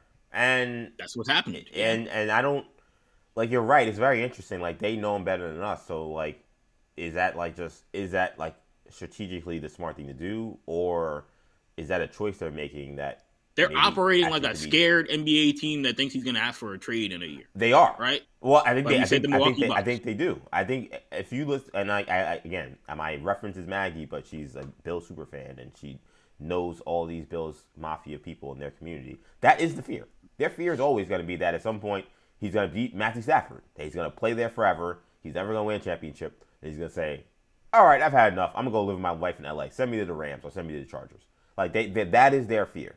And that they feel lucky that they've gotten this guy to be the star and to really embrace that city when no one ever wants to. I mean, we talk about how much they struggled during those years without Josh. But, like, people, like, players will notoriously never want to go to Buffalo. It's like the smallest market team in the NFL. The weather is brutal. Like, you're there in the winter. Brutal. And you're there in the winter. And you're playing in the winter. You're playing outdoors in the winter. Like, it's not like you're playing a dome like in Minnesota or in Detroit. Like, you got to deal with those elements. It's just not a fun time unless you're winning games or you love wings. That's it. If you love wings and you're winning, it's great. If you're not winning, you better love the wings because there's not much else. So I think they always operate with that. Now, he's not from a big city. He's from Fireball, California. He went to Wyoming. So I think there's a part of them that feels like, well, someone will say, why should you be so afraid? This is all he's ever known. Like, he may just really like it there. He seems to really like it there, and he seems to really embrace everything about Buffalo. But that is their fear, and I think it does inform how they move. I don't feel like the Ravens move like a team that's afraid of Lamar Jackson saying, I don't want to be here anymore. No, I mean, in fact, he told them, and they were like, okay, sure, and they didn't flinch. Because that's how it is. That's how most NFL teams operate. I mean, I don't agree with the way that the Bengals have treated Joe Burrow. You see, Joe Burrow looks like, look, man, I might just retire. That's how ridiculous the situation has been. But again, he hasn't retired yet. He hasn't asked for a trade yet. Right. So I mean, I'm not in this thing of, oh, the players have no say. They work for the team and they don't treat them like everybody else. But right. They took it to an extreme level, and we'll see if it works. Right? It's at the end of the day, like I said, they know it better than us. That's why I called it bizarre. Right? I don't know if it's a bad press conference. Like you said, I think Joe Brady checked a lot of the boxes. The only box he didn't check for me was the let me distance myself a little bit from just being Josh Allen's quarterback coach. Yeah, I think that, and that's an aspect that I think for Bills fans leave them uneasy. Like, they feel like that's why he's there, and they're kind of a little concerned about that because it's like, well, how much is really going to change? But I think for ownership and for the president, I think that's like what they want. So I think that's him more performing for them than even for the fans or what people are actually asking for. How do you feel about what's going on in Pittsburgh, man? Like, I want you to hear the sound from Mike McCarthy. He was on Pat McAfee today, and we heard him in his press conference talk about how he definitely does want Aaron Rodgers back, and he did confirm they have been speaking. I've spoken to Aaron a number of times, but I think just like anybody that played the game a long time, particularly at this point of their career, I mean, it's important to get away, and so that's a normal process that I think it's important for all these players to decompress and step away from the season, and that's really the mindset that he's in, and that's really about as far as our conversations have gone as far as if he's coming back or not coming back. So I think it's important for him to, do the things that he normally does, just to step away and to make those decisions. But so I mean, it's not like Aaron Rodgers is, we talked football. So it seems like it's very much like he's called Aaron Rodgers like, hey buddy, how you doing? He's like, I'm enjoying the offseason. I'll tell you when I'm ready to play or not. And that's kind of been it. But like the Steelers have made it clear. Like we didn't know how they approached this once Tomlin left. The approach is clear. They want Aaron Rodgers back. The coach wants him back. The team wants him back. It's unclear if they think that he will play. Like it doesn't seem like they have any good indication one way or the other. It felt like what we were hearing when his season ended for Pittsburgh in that playoff loss, that it sounded like that was the end for Aaron Rodgers. But the way Pittsburgh's moving, they're moving like a team that has hope that he can come back. Does it make sense at all for them to bring back Aaron Rodgers in your eyes? I mean, given the situation that we are presently in, which is they just hired Mike McCarthy. Yeah. I mean, I guess so, right? I mean, maybe that wouldn't have been my answer 2 weeks ago. But again, they decided to hire Big Mike, and it's it makes sense given the connection. Look, the Steelers have operated like a franchise that was dead serious about, we were not going to fire Mike Tomlin. And we had no interest in firing Mike Tomlin, and we had no interest in shaking anything up. We don't care what the fans were saying. Yeah. We don't care how many of you guys boo in Heinz Field, Acrisure Stadium. We were gonna bring back Mike Tomlin, and Tomlin had to be the one to be like, I don't want to be. This is uncomfortable, right? Get me in a cold weather. Get me in a warm weather city. Get me on TV. Get me anywhere else but Pittsburgh right now, because you guys are holding me hostage. I've never seen a guy more happy than what he looked like being at that volleyball game at NC State. I'm like, I didn't know Mike Tomlin could smile that wide. I've seen that guy win a Super Bowl. I've never seen him smile that wide. I'm like, that guy looks so happy to not be the Steelers head coach anymore. Why that is, there could be a multitude of reasons, but I know one thing, he damn sure is very happy that is not a part of his priority or his job in any way at this point in time.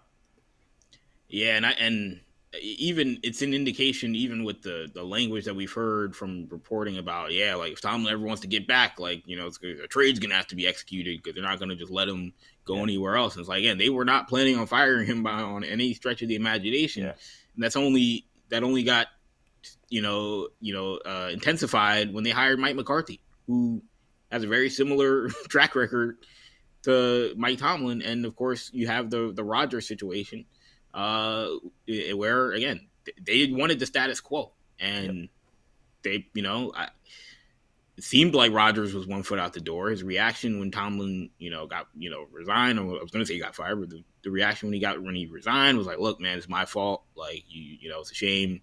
This has to happen. Like, I don't know if he was going to retire, if he was going to come back, but I think their plan was to try and recruit him to come back if Tomlin was there. Yeah. And then they hired somebody that was most effective in trying to recruit Aaron Rodgers to come back again. So, look, I mean, as a Jets fan, like, you got to tread very lightly in the, like, we're going to put out all the stops, and roll out the red carpet for Aaron Rodgers thing, right? I thought the way they approached this season, where it was like, look, Rodgers is down, he's battered, he's beaten, he's got something to prove. Like, that's the Aaron Rodgers that you want. Yeah. More than the, like, again, we're bringing in Joe Namath, we're bringing in Joe Montana 2.0. Yeah. Tom Brady in Tampa situation. Like, I don't know if he can handle that. And I think Pittsburgh's got to tread a little bit lightly in that regard, but it's a bad quarterback market. I mean, I'm sure it's been talked about a bunch, but it's not a great quarterback market. Malik Willis is about to make himself a lot of money, and I'm not certain Malik Willis can play. If you're Malik Willis and Mac Jones, man, y'all are in some Mac Jones is about to make a lot of money. Like, again, Sam Darnold walked out the door and he won 14 games, and they were, he was on the open market. Like, Malik Willis is about to make the same money off of a few good halves of football. So, I mean, they don't have a great option. They don't have great options, and of course the draft. We don't even have to talk about how bad. I know as a Jet fan how mediocre the draft process is. I mean, the guy people are most excited about outside of Mendoza is like dying and to go back to Oxford, he wants to Mississippi. play more college football. Yeah, I mean, we'll talk about, like the state of college athletics and guys saying I prefer college over the pros, but the money clearly is, well, if he's like, I'd rather be big man on campus at Ole Miss than, quarterback of the Jets or the Steelers. So yeah, they don't have many options. So I don't blame them. Yeah, Trina Chambliss is suing college football to see if he can. So let me not get drafted by the Jets or the Steelers or the Raiders or one of these teams. It's I don't. Unreal. It's unreal. I don't get it. That's obviously, man. It's always great to have you, buddy. You're always doing your thing. You came and rock with us to the end. You might as well just rock with us to the end, man, because this has been fun sport. We got so much more stuff to get to here. I wanted to talk about. I'll get back to that commentary you mentioned about college athletes wanting to stay in pros, or I'll tell you about a story about a guy who wants to go back to college after being in the pros. But the other big aspect, Kendall's a big wrestling fan. I'm a big wrestling fan. And the Royal Rumble is this weekend, Kendall. So Saturday in Riyadh, Saudi Arabia. I'm not like most folks, not thrilled about the whole Saudi Arabia aspect of this, but it's a reality of just like, honestly, sports at this point, because it's taking over boxing. It was actually funny. I was hanging out with Brian Fonseca. You may have actually known on social media and stuff. You've seen him, whatever. He does a lot of boxing commentary. But obviously he does a lot of work with Dexter Henry when I was at New York Post Sports. And he's a big wrestling fan too, which I actually didn't know. There's some wrestling fans in the office, and they were talking kind of about how, Royal Rumble this week, but it's Saudi Arabia. He was like, honest man, like, I cover boxing, like, what are you gonna do? Like, it's like they're funding the sport basically. It's the reason why it's around. And so he's like people don't like it, but like it's like, so he's like, I'm so desensitized that arrests are one or two PLEs a year in Saudi Arabia is nothing compared to what's going on in boxing, where like again, His Excellency is like running the entire sport. I was joking with my friends. I was like, is His Excellency gonna be there for the Royal Rumble? And my guy Torres, he was like he's gonna be sitting there in the front row, like not expressing with non-expressive looks on his face, but happy that everything's going well. But ironically, actually, there's a big fight this weekend. I forgot. Teofimo Lopez versus Shakur Stevenson is this weekend, and it's being run by His Excellency Turki Al-Sheikh. So he's actually not going to be at the Royal Rumble. He's going to be in New York City. I saw the pictures he posted on Instagram. He's already here, enjoying the cold weather. Apparently, it's got to be much colder than it is in Saudi Arabia. That's for sure. But Royal Rumble is this weekend, man. Who are you feeling in terms of the Rumble matches? I want to get to some prizes too, but first, winning. So there's a pretty big. There's some big names in this. Like they didn't short the Saudi fans at all when it came to like who they're putting in this. For the men's side, you got Roman Reigns, you have Cody Rhodes, you have Brock Lesnar. The biggest guys on the roster are, even the part-timers, are all a part of this match. Women's side, same thing. Becky Lynch is in it, Charlotte Flair's in it, Rhea Ripley's in it, Io Sky's in it. This is going to be a big match. Who are you leaning? Let's start with the men's side. Who are you leaning right now, based on what you've seen from the shows, as who you think is going to win the Rumble? They're in a weird spot. They are. WWE. I don't know what the WrestleMania plan is right now. I mean, I'm sure they know, but like maybe they don't at this point. Like, it's for the last few years, it's been pretty clear like what the plan was to some extent. It was all contingent on like The Rock's availability and what side of the bed he woke up on, and if he wanted to be a part of it or not. But like, but now, like, we assume The Rock's not a part of any of this stuff, and now it feels like they're a little bit in no man's land. No Cena, no Rock.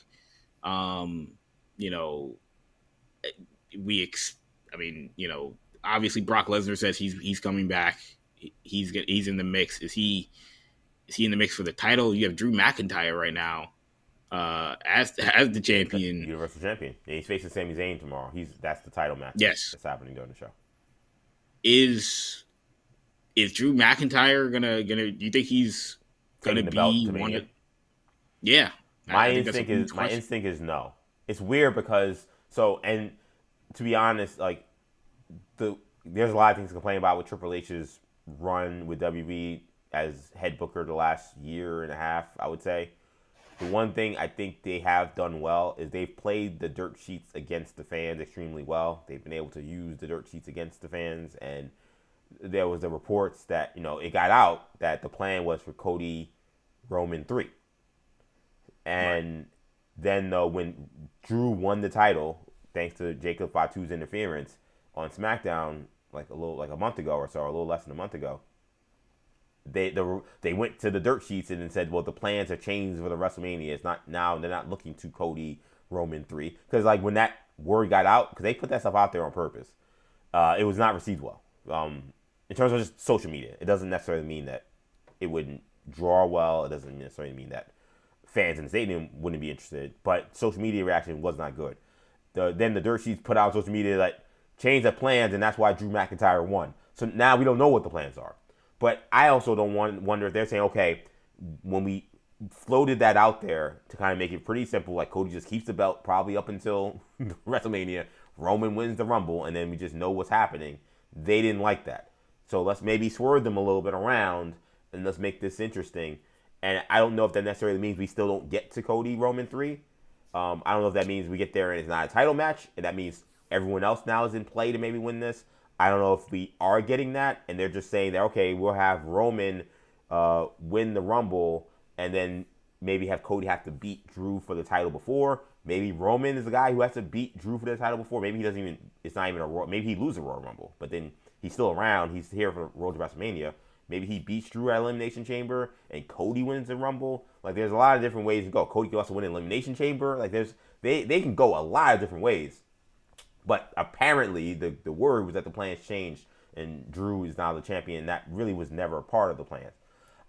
But then now they have something cooking with Drew and Sami Zayn, and now they've really propped up this idea of Sami Zayn, and can he finally win his first world title? That's why the questions about could it possibly be a situation where you're moving to, okay, we'll do that match, but it's a non-title match, and we're going to give Sami Zayn the opportunity to see if he can actually win the world title. So I think it was smart for them to do the thing with Drew. They've had some creative issues. I just want to play some sound from Roman Reigns a little bit for you, because he had some very interesting things to say on Pat McAfee. But I think that was smart, because now it does make everything a little more uneasy. Like, you come into this and it's like, Roman, from the odds, from like the betting odds, he's like definitely the odds-on favorite. But they have a weird mix of established guys that if Cody Rhodes or Roman Reigns is ever in a Royal Rumble or Brock Lesnar, you have to take them seriously as someone that can win.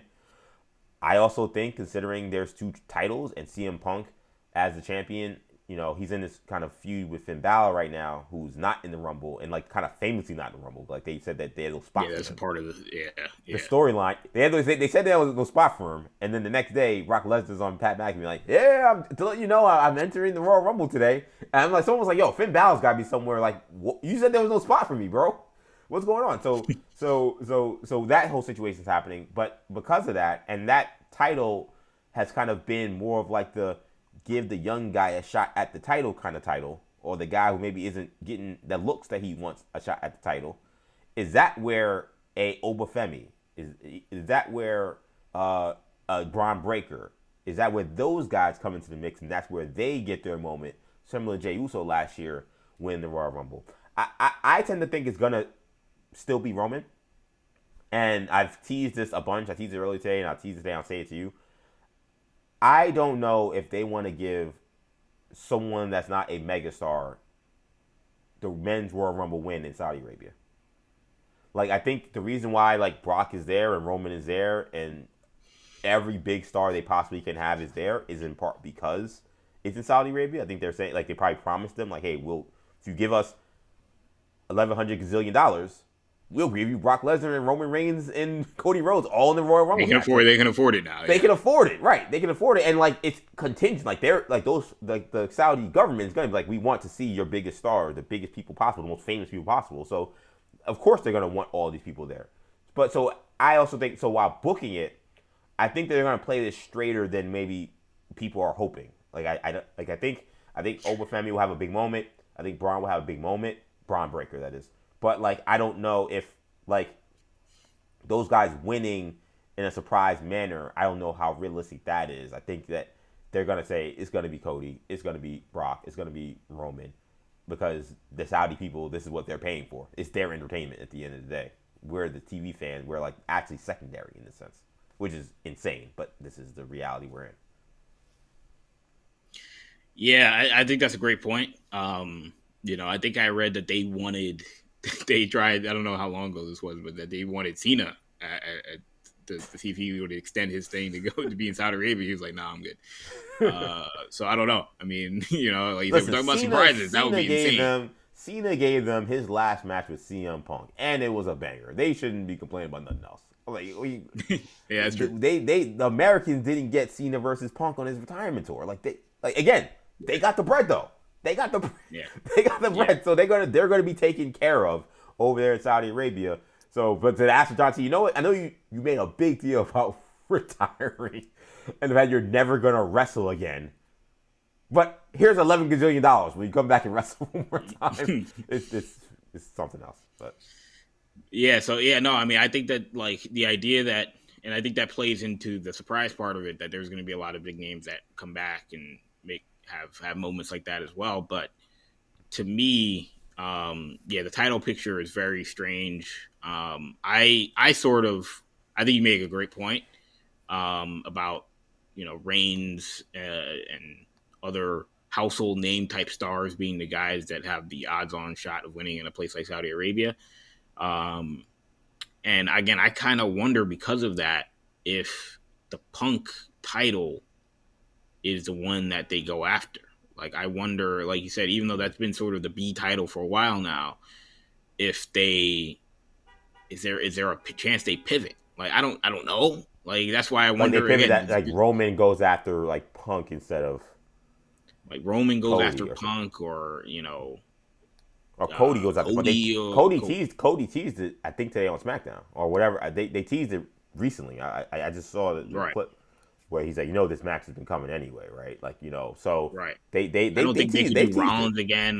Who knows if Rollins comes back? Obviously, will he be there? Right, it's a big question. That's up in the air. He claims he's not or whatever. But like, do we want to see Rollins versus Punk for the 1,000,000th time? I don't know. Maybe not. But and I don't think. And to me, like, Rollins has business to handle with division. Like, they threw him out unceremoniously and injured him. Like, the division. I think we're gonna get some really.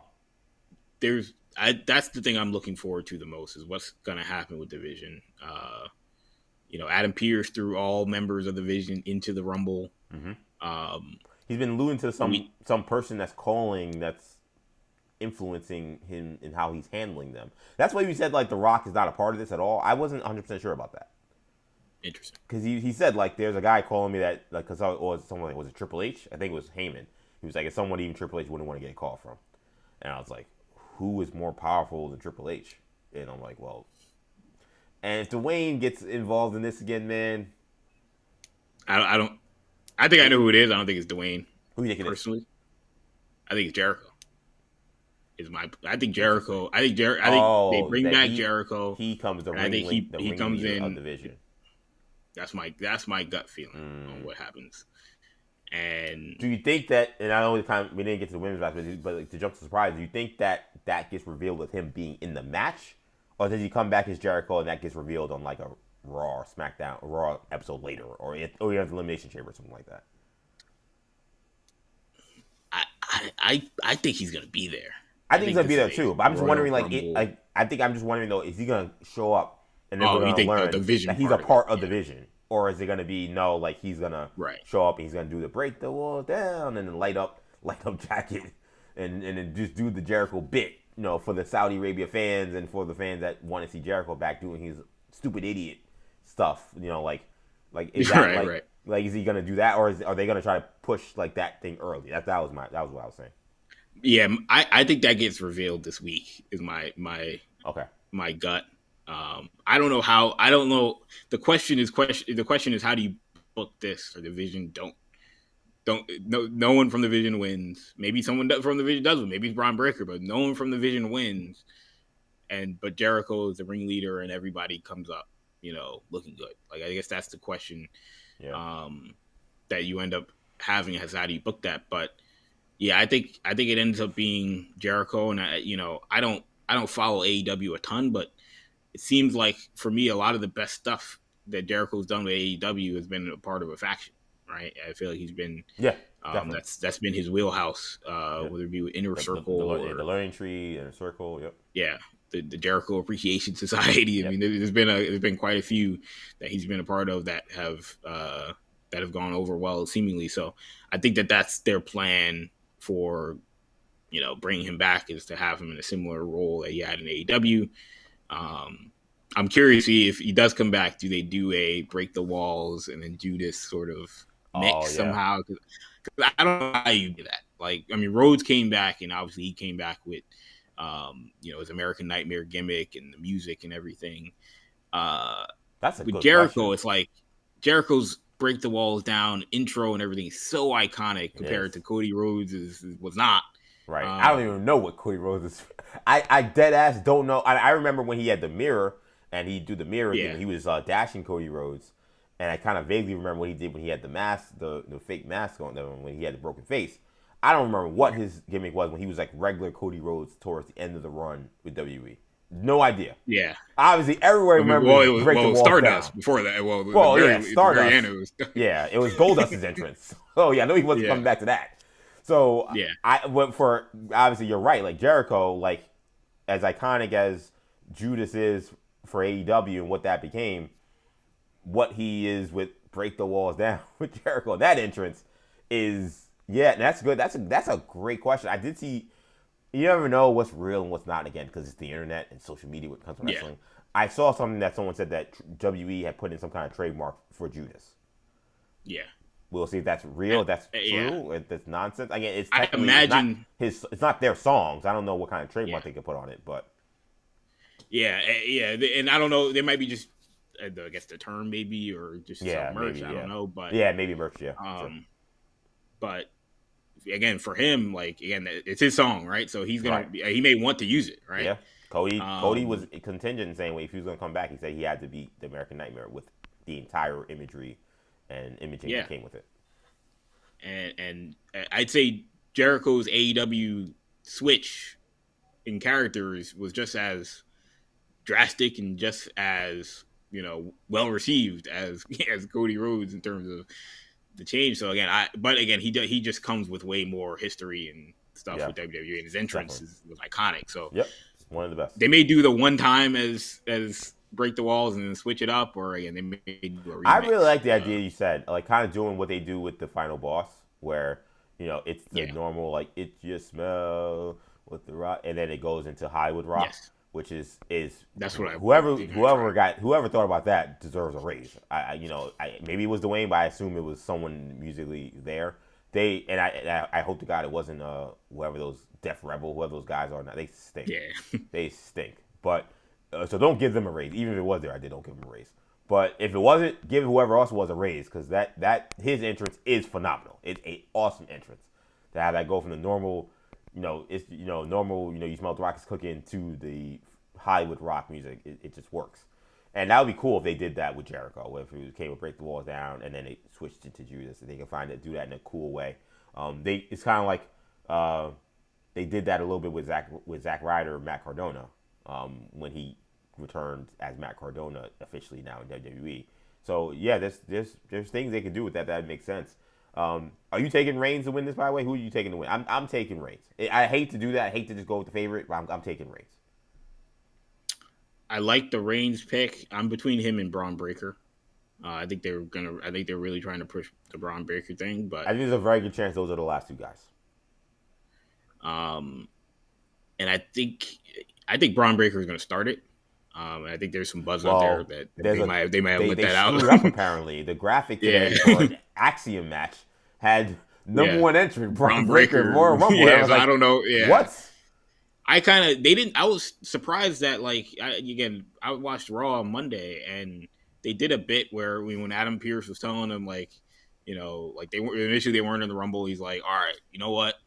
Fine. You got your match. And I thought he was going to be like, but you're number one, you're number two, or something like that. And they didn't say that. So I was like, the vibe was like, well, one of them's going to be number one, right? I assumed Breaker, because Breaker was the one that had the beef with Adam Pearce. Yeah, exactly. But they never said it. So I feel like they kind of gave the game away early, when I was surprised they didn't just do it on Raw. But But yeah, him being number one, I feel like they may play into that. I feel like he almost now has to be number 2. like now they may switch it, Yeah, right? I feel like he it doesn't change anything in terms of like the booking at all. But I feel like now he should be number 2 instead of number 1. It may change like if they had some plan of him being number 1 and winning, and maybe like, oh, now he can't be the second guy to ever be number 1 and come in, or third, or I don't even know who the other guys were off the top of my head. That's something I used to know, but in my head, like, who was number 1? Somebody doing recently? Did the Reigns do it or? Someone did do it recently. I don't know who though. Rhodes. That's something I want to look up. Who are the people that entered number 1 at Royal Rumble? Because Ray was number 1, right? Rey Mysterio. Yeah, Ray was definitely number 1. That was the whole part. Or was he? He might have been 2. No, he was. Because remember, Triple H is in the ring when he comes out in the lowrider, so he was number 2. So yeah, so there's not many obviously, but yeah, that's the only thing that maybe if there was like historical bookkeeping they were trying to do, and if Braun had supposed to do something as the number 1 entrant, that gets effed up if they change it, which maybe they won't change it, but I kind of think that they will change it, but they'll just make him 2 and be like, oh, you guys thought you knew it, but no, actually he's number 2. He's still, but we can do the match exactly how we wanted to do it. Nothing really changes. Right. So what do you think in terms of the women's match? I want to get to more surprise in a second, but the women's match, I have found the women's match to be way harder to predict than the men's match to me. And I find them both to be not the easiest. Part of it being because I feel like the biggest money match they still have, in my opinion, well, there's a couple big money matches. I still think the biggest money match is a rematch of Rio and Io. They're obviously right now in a tag team, but that doesn't mean anything. They can blow that up anytime they want. There's a question about who do you turn heel, because Rhea would make the most sense, but Rhea is so over that like that might be very risky. But they're a tag team, so maybe there's stuff, I don't know, but that would make the most sense to me. So that, and I think with the women, it's even more likely that like whoever you think your biggest stars are, like you should pay attention to them as people that can win. But at the same time, like, you know, Liv Morgan has made this return. She's been on fire so far. She obviously, I think, has been the betting favorite coming into this. And there's a big question about, we talk about surprises, about is Bianca Belair going to come back? And if she's there, then she also becomes a big factor. So to me, I'm like, I look at Liv, I look at Bianca Belair, I look at Rhea Ripley, and I look at Io Sky as those main 4. And then, by the way, like Becky Lynch and Charlotte are in this match too. So as long as Becky Hogan and Charlotte Hogan are in this match, then I'm going to have to also take them into consideration that they could also be a part of this. So I think I'm leaning that it'll be a Bianca Belair moment, that she comes back to just set up the easy match with Jade. But I'm more curious where you think they will go. Yeah, I'm in agreement. I've thought for a little bit that they've been setting up a Bianca Belair return and her coming out on top. I don't discount the Rhea Ripley factor. You know, she's obviously somebody who's always over, and you know, I think that that's something that, you know, could make sense for them, obviously. But like you said, I think that there's still some unfinished story with Bianca Belair and Jade Cargill that they may want to continue. So my gut tells me it'll be Bianca Belair. But like you said, it's a wide open field. Mm-hmm. And the Elimination Chamber match makes it honestly, I think it makes the Rumble more fun, because like they don't, like, just like last year, like they didn't need Cena to win the Royal Rumble. Like, I think it was a mistake in hindsight, but you can get him to be in the main event without having to win the Royal Rumble, because there's another, you know, high profile match that he can qualify to get a championship match. And it's the same thing with the women. So now, because they both women and men do both the Royal Rumble and the Elimination Chamber. So that's the thing that's tricky, where it's like, I think it's almost a lock that Belair is having a championship match at WrestleMania as long as she's healthy.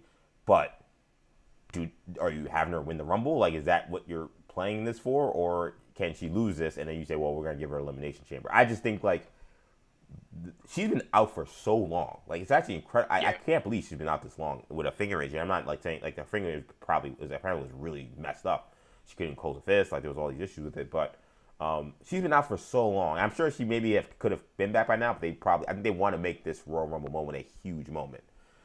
Which part of me is like, but it's in Saudi Arabia. So part of me was just like, the fan reaction that I think you would want and you would expect from Bianca Belair making a comeback. I have no idea if that crowd's gonna give it. We'll see. You know, I mean, we've had wrestling shows in Saudi Arabia before, but I'm curious. They know the big stars, and like Bianca is a big star, but like, will they have the context that she's been out for 8 months or whatever it's been? Like, that part of it, I struggle with, you know. Right. So that's the part. But, yeah. Go ahead. Yeah. No. To me, I think that. Bringing her back, like you said, in was essentially like a road situation, like not ideal for somebody who's such a fan favorite. Yeah, and that's something obviously WWE has Triple H has gotten on the wrong side of the fan thing for a while now. Yeah. So this is a moment I think they definitely want to have, and I think it's part of the reason why I think she wins this is that they need a couple of wins in that regard. Like they need to kind of give the people what they want at some point. Before we finish up on the Royal Rumble, I'm gonna to finish this part up. I wanted to give you a name and surprises. I want to give you a name. You tell me if you think they're gonna be there. Seth Rollins. Yes. I'm gonna say yes as well. Chris Jericho. Yes. I'm gonna say yes as well. Chad Gable. He's been injured with a knee injury. He's been working out of the time. He looks like a brick house right now. I'm gonna say yes. I'm gonna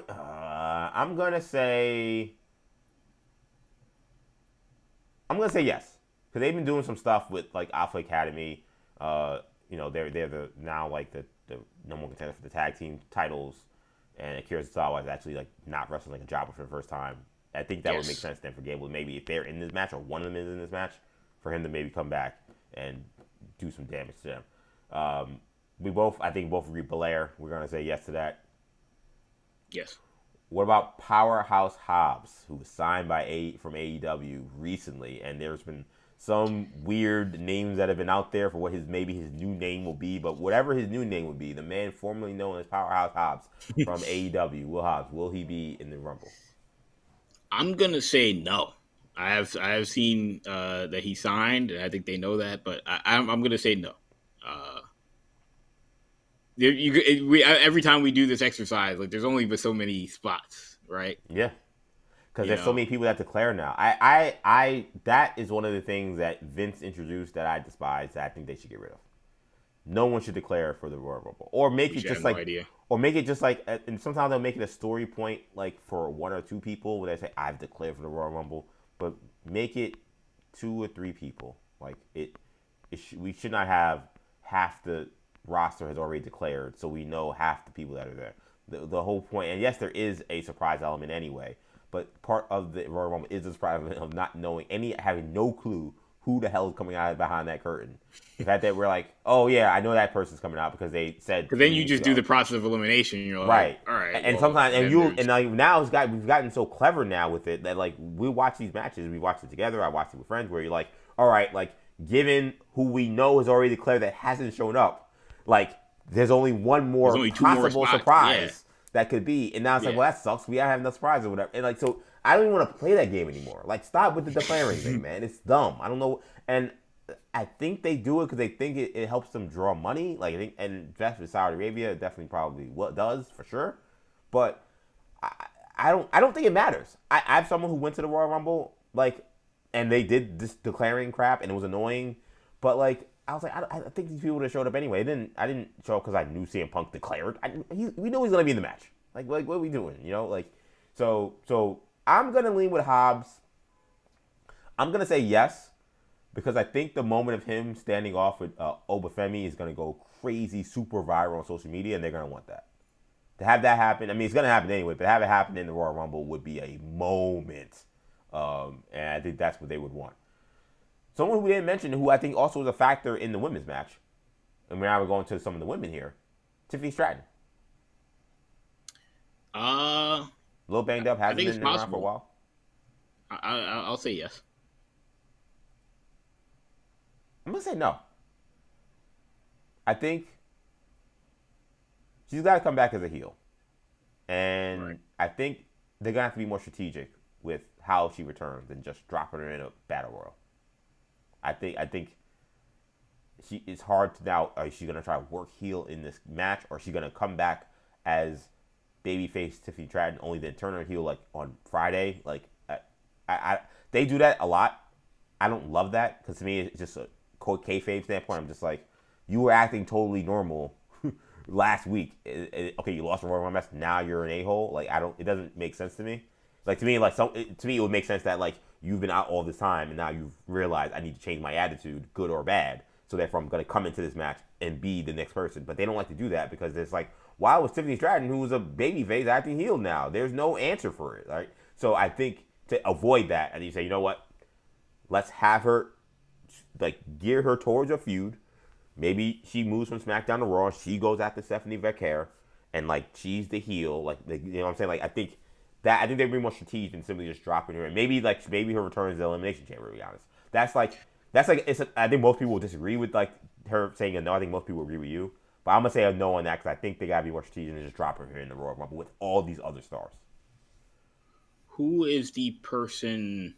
I don't know if you have more names on your list. I do, but we do. Okay. We have time here. No, yeah, I was going to ask who's the person that is like the long shot. I don't know how many long shots you have on there. So far, it's been mostly people that I think have a decent shot of being there. We have the last one is a very long shot that I have listed. I'm trying to think off the top of my head. There's anyone else I can bring up, but the last one I have. Yeah, is. I'll let you run down the list and then I'll. Okay, so the other one, and this was like a kind of unique one. Blake Monroe from NXT.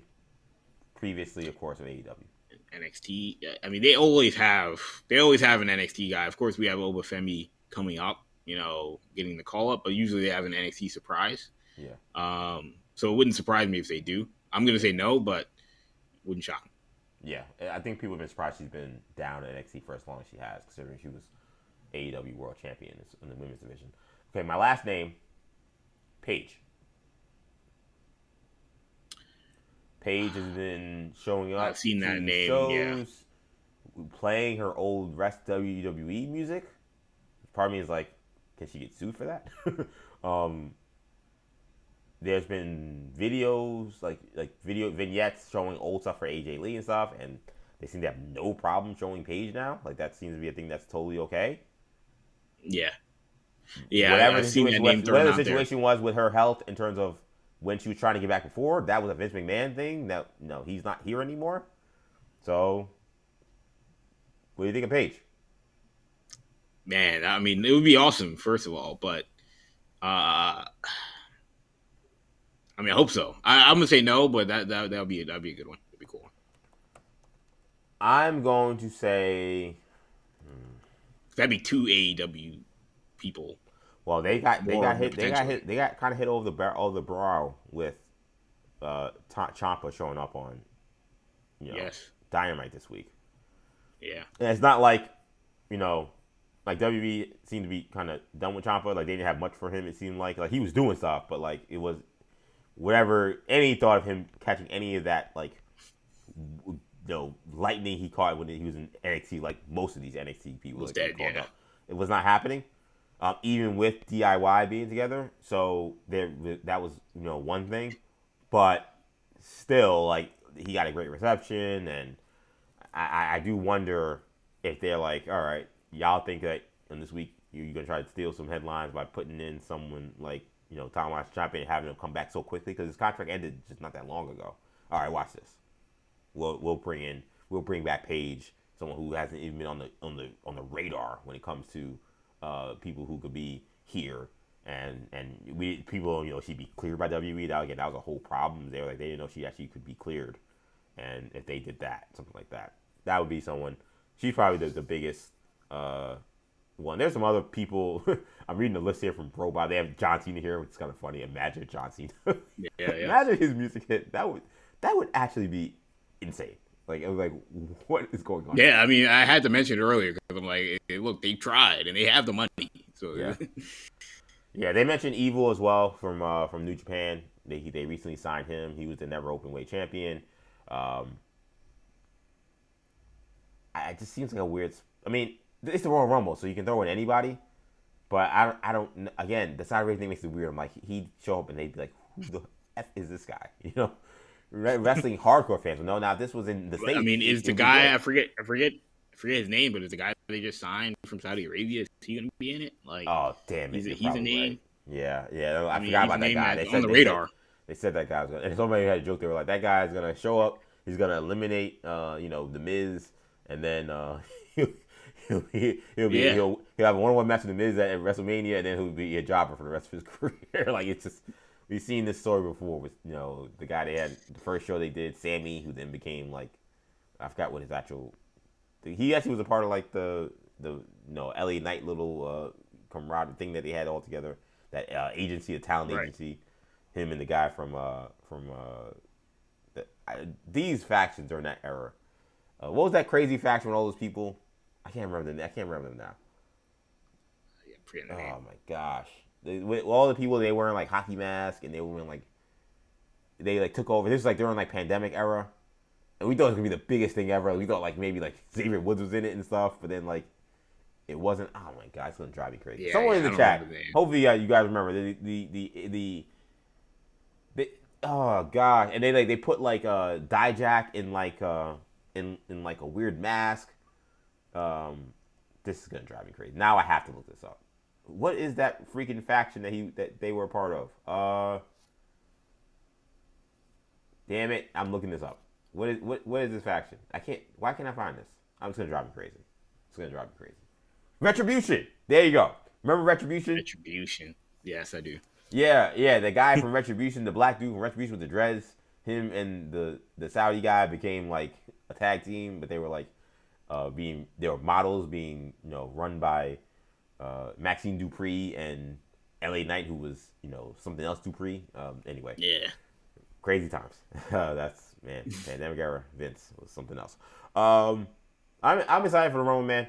Obviously 2 p.m. I'm really excited to see how that's gonna go down. Who's the long shot guy that you were like, yeah, like this is almost certainly not, but like number 30 comes up and you're just like, man, like if it's this guy, this would be awesome, but it's probably not. Like for a surprise, or is it just or someone who wins? Like a surprise that Kevin Owens. Kevin Owens is somebody I thought about. Yeah, Kevin Owens comes back. I mean, he had the neck. He was at the Cena thing. The neck injury he had was extremely serious. There's been no word on what his health situation like, if he's close to coming back. It's John Cena, so like he could have just wanted to be there because it was John Cena. It doesn't indicate he's coming back. But that'd be the name. Like if Kevin Owens' music hits at 30, I think the crowd would go. I think the Saudi crowd will go ballistic for that. I think they would know. Like, oh crap, wow, that's crazy. He's back. That would be the one for me. And I love Kevin Owens. He's one of my current favorites and probably one of my all-time favorites. So the guy for me that I know is certainly not, but would be awesome would be Big E. We're still hoping that Big E can get his shot back. Yeah, I think that's. But every time you see him on the commentary, like he just doesn't look big enough. Like I'm just like, man, he's gotten a lot smaller. Like it'd be awesome if he did, but And I saw Big E. He announced he's doing a new show for Sumer Sports. With Eli. Oh, really? Yeah, he announced this today. It's like a new Sumer. Analytics. It's like I think it's like an NFL draft show. I want to say I was like, I don't know why Big E's a part of this. I mean, shout out to him. Shout out to Big E. We love Big E here. But yeah, I saw that he teased it yesterday, and I was like, what is he doing with Sumer Sports? And again, selfishly, and like he wants to be in the ring as anybody, but selfishly, I'm like, why are you again in a suit in a studio? I don't want to see you. Why aren't you on a mat? Like, what is going on? But yeah, he's on. He has a new show. Yeah, it's a data analytics firm. Sumer Sports to launch the Evaluation NFL Draft series hosted by WWE alum Big E. I don't like that they call it alum even in this Variety article. Right? Oh, jeez. Yeah, I mean, it is kind of is what it is with him, right? And it just sucks. It sucks. This is somebody that he became a big star, but obviously he should have become an even bigger star. And the injury he had really was a downer, man. So, do you think AJ Lee shows up? I think so. Yeah, I think she's there. Yeah. CM Punk's getting like awarded with, obviously he's the cover athlete at 2K now. For someone who seemed like he didn't want to be caught dead in Saudi Arabia, and he talked bad about Saudi Arabia, he seems to love it now. I would not be surprised his wife is there. So yeah, I think AJ Lee would be. I didn't even put her down there. I think she's kind of a lock. Like we're not like people. She signed a multi-year deal. I think they were smart not to tell Lee the fact that it was a part-time deal. People are like, where's AJ Lee? They're like, oh no, she signed. It's a very much a part-time deal, which I'm like, that actually makes sense. Like I don't think. Yeah. But and by the way, they've also had like, and I actually feel for this as a doggone. Like their dog died recently, and Lenny is like a big part of their life, and they've kind of promoted him as part of their whole deal. So I know that also was a part of probably why she hasn't been around either. So I think that if she's not, I think that'd be the only reason why. I think that would be that she's still dealing with that. Real quickly, man, before you get out of here, you've been awesome, man. A shout out to you. I mentioned this before we got on, and you were like, "There's no way this is true." I'm like, "I'm telling you, it's what I read, man." And it was not a NBA Central. This was not Ball Sack Sports. This was an alert I got from ESPN, so I know it was real. Not Sharania. No, this is an alert. Exactly, this is an alert I got from ESPN. So if you remember when Brian James was playing at Sierra Canyon, there was this kind of superstar-studded team with him and Zaire Williams, and one of the guys that was a big part of this team was Amari Bailey. He was a big part of the team because he was a big 5-star recruit, arguably the top 3 player in his class. If you are part of the pop culture element of it, Drake was dating his mom, which was very odd. But it looked like you didn't know that. You did not know that? No, I knew that. Okay, it's a weird story, right? Yeah, it's weird. But this was what happened. Drake was dating his mom. It was all weird. But this was a time. This was a time, man. This was what a time to be alive, right? And he went to UCLA. He was there for only a year. He was okay. He was pretty good. But no, he wasn't obviously a superstar or anything like that. He enters the NBA draft. Probably was not the greatest idea in terms of I could have told him he was going to be a lottery pick. So he ends up getting drafted. He was a 2nd-round pick, I believe, and goes to the Hornets. Is on a 2-way contract. He's played a couple of games in the NBA. He's got a cup of coffee. He just got cut by the team this past summer. Amari Bailey is trying to play college basketball. He played college. he went through the draft process. He got drafted. Yes, he was a 2nd-round pick on a 2-way contract, so he played plenty of games in the G League. But he did play 10 real NBA games. He's 21 years old, and he is hired an agent and a lawyer and is preparing to fight the NCAA for eligibility to rejoin a college team to play one more season. And he told ESPN, these are real quotes, "Right now, I'd be a senior in college. I'm not trying to be 27 years old playing college athletics. No shade to the guys that do. That's their journey. But I went to play professionally and I learned a lot, went through a lot. So, why not me?" He also alluded to the fact that he said he made some mistakes as an 18-year-old freshman and left UCLA, quote, "with a lot to prove left on the table." This is not an onion story. This is a real story. Amari Bailey played in the NBA, signed an NBA contract. It was 2-way, but an NBA contract. Played in actual NBA games, and it's like, hey man, I learned a lot playing in the NBA. Can I go back to school and play college basketball? What do you say to this, Kendall? I don't even know what to say to this. I mean, I couldn't believe it when you told me. I was like, no way, Amari Bailey, he's only 21 years old. I shouldn't be surprised, right? At this point, yeah, he said he's only 21. He fits the profile at this point of guys that would and should, I guess, want to go back to play college basketball. I mean, obviously, this started with the James Najee thing and him going to Baylor, former NBA draft pick of the Charlotte Hornets. Rights currently owned by the New York Knicks, was traded in the Karl-Anthony Towns trade to the Knicks. Struggled overseas and then gets signed by Baylor, right?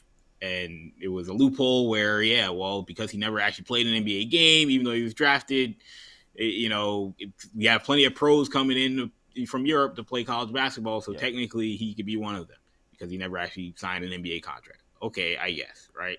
Seems strange because I thought we had an early entry thing, but technically the foreign players don't have to enter the draft by the NCAA period because they're not NCAA players. So I guess they've not been beholden to that. That was one. And then we just had the Charles Bediako situation at Alabama where he's a guy that played at Alabama years ago with Brandon Miller, then left, entered the draft inexplicably. He had no shot of, getting drafted, but I guess he was done playing college basketball, as many guys are, Yep. do.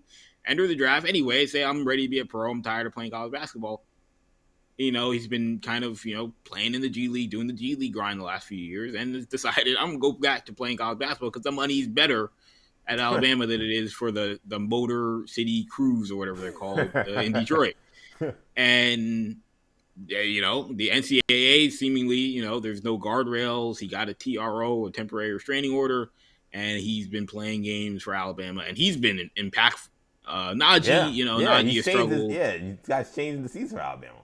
Yeah, Alabama was like, man, we don't have a big man. Like that Right. was their weakness all season, and now all of a sudden they got an A that was former like G an League NBA level. G League player, yeah. Yeah, but a G League guy who was like, I'm an NBA draft prospect type big man on their team who's older now. Right. He's got more. He's better. He's a better player now than he was 2 years ago. So shocking situation there. But yeah, no, this I guess shouldn't be surprising. But hey, look, Charlie Baker came out, president of the NCAA came out weeks ago when Trenton Flowers, who's another two-way guy who played in some NBA games, was sort of flirting with the idea of playing college basketball. He's a guy that never played college basketball. He went straight from, I think he went to Australia for a year. He was a high school kid that went to Australia and then played in the G League and everything, two-way contract. But he played an NBA game, and so it was like Charlie Baker came out with a statement saying nobody that's played an NBA game is ever playing college basketball. That is the line, full stop. Amari Bailey's like, see you in court. Bet. Bet. Yeah, bet. Challenge accepted. Because again, there's gonna be questions. What is truly the difference with the G League and the NBA? Like, I don't. I we all practically know. Come on, that's ridiculous, right? But legally speaking, it's a pro league, right? Yeah. Who was to say, you can play in the G League, but you can't play in the NBA, then play college basketball? Right. It's just, the second, if this goes through, college basketball is over. The floodgates are gonna open. And part of this is there's so much money right now in college basketball and college sports as a whole. We talked about Trinidad Chambliss earlier. Yep. The fact that you have guys who are more comfortable, who are saying to themselves, I can make more money playing college football or college basketball than I do being a second round pick in the NFL or a second round pick in the NBA. These sports have to do something. And I know people are looking at college in the NCAA and looking at the SEC and the Big Ten and college sports. I'm starting to look at the pro league and saying, look, you guys might have to get your money up, right? If you care, right? If you care about the draft process. Interesting. And I haven't seen this take out there for a little I haven't seen it either. But if the NBA cares about the second round of the draft, and again, if these floodgates start to open, and I don't know if they will, but it's already bad. We've looked at the guys who have entered the draft in college football, right? You talked about a guy like Darian Mensah who's going to Miami. 8 years ago, Darian Mensah would have entered the draft, right? He'd been a fifth round pick probably, but he probably would have entered the draft. Arch Manning, different situation, but generally speaking, a guy with his, draft, grade would have entered the draft. So many of these guys would have entered the draft. Yep. The only reason Ty Simpson's not going back to Alabama is because he may not have a starting spot when he goes back. And he doesn't want to transfer. He said, he was like, look, I don't want to transfer because, now all of a sudden I'm not Alabama, legend Ty Simpson. Now all of a sudden I'm Tennessee Ty Simpson, and he didn't want that. Yeah. But he understands the money was probably better playing college football. Yeah. So it's a bad situation that I think, of course, the NCAA has culpability, but look, who am I to continue to to beat them while they're down? They know that this thing's a mess. But at some point, the NBA's got to put on some big boy pants, and the NFL's got to put on some big boy pants and say I'm not saying get rid of the salary cap because we look at the sports. Right. What that's done to some of these other sports, but the NFL doesn't have a max contract. Maybe we get rid of the rookie wage scale. I know that's a problem. I know that's been a thing, but maybe you open that up a little bit. I don't know. They have to have a conversation because, the money keeps going up in college sports. It's gonna dip into the first round. It already kind of has to some extent, but it's going to dip even further into the first round. No, you're especially when if this happens, you're going to have a situation where every single player is going to enter the draft, get drafted, and then just be like, I don't want to play for that team. Right. Yeah, I don't want to play for that team. I've thought since even the Najee situation that if I was an agent, and I know these agents are smarter than me when it comes to this stuff, they probably already thought of it. If I was an agent, I would tell my guy, I'm getting drafted, but if he doesn't want to go there, he's going back to college. So you can draft my guy. I mean, we saw Rich Paul say, oh, Bronny's going to go to Australia if you draft him. Well, now he could just say Bronny's going to go back to college and make if you $2-3 million. Right? Yeah, like he's going to live. He's not leaving money on the table. USC. Right. Yeah, he's going to make more money probably. Like, why wouldn't? And now that's going to scare teams from being like, look, this guy could go back to college now. He'd play college basketball, make plenty of money. We'd have his rights. We could trade him, but like, do we really want to draft a guy who's not going to play for us? And then guess what happens? Then your draft becomes the Major League Baseball draft, and none of these sports want that to happen. Nobody wants that. Nobody wants that. Kyler Murray getting drafted by the Oakland A's, number 8 in the draft, never playing a game for him. Right, exactly. Nobody wants the guy drafting guys in the first round and being like, I don't want to go to that team. I'm just going to not play. Right. You don't want Kumar Rocker getting drafted by the Mets. Right. Yeah, exactly. And then being drafted by the Rangers a year later. Yeah. that is where this is going to end up being, man. This is ridiculous. And part of me is like, man, like, you're right about the NBA and the NFL having to particularly pick their weight up. I think that's a good point. I had not heard a lot of people talk about that. I don't know how interested they are only because, like, I know Adam Silver seemed to make it his ridiculous random goal to kill college basketball. No idea. Like, it was one of the most idiotic moves maybe in history of commissioning a sport is to kill the college level when that actually drives interest into your professional level. Just idiotic stuff from that commissioner. But so I don't know how interested he would be like, oh, snap, maybe I should try to help this situation because he has shown not to understand how important college basketball is to the NBA until he realized this recently. But I also look at, man, like, these players, like, have you no shame? Like, you've played in the NBA. Like, what the hell are you doing I'm going to go back and play college basketball? Like, I don't know. Like, I just feel like at a certain point, I'm like, you can't get a job in Europe. You can't get a job playing in the Philippines. I guess maybe it's embarrassing. They don't want to play in the Philippines or Europe, I guess. But I'm like, it is embarrassing to be you were an NBA player. And you decided, because there's nothing for you left in the NBA, that you're saying, I'm going to go back and play college basketball. And then, like, so I guess those guys can't be drafted again. So they're just going to play, and they're going to be just free agents at the end of their career. Like, they become unrestricted free agents at the end of their careers. And the teams that draft them still have their draft rights. Like, how is this going to work?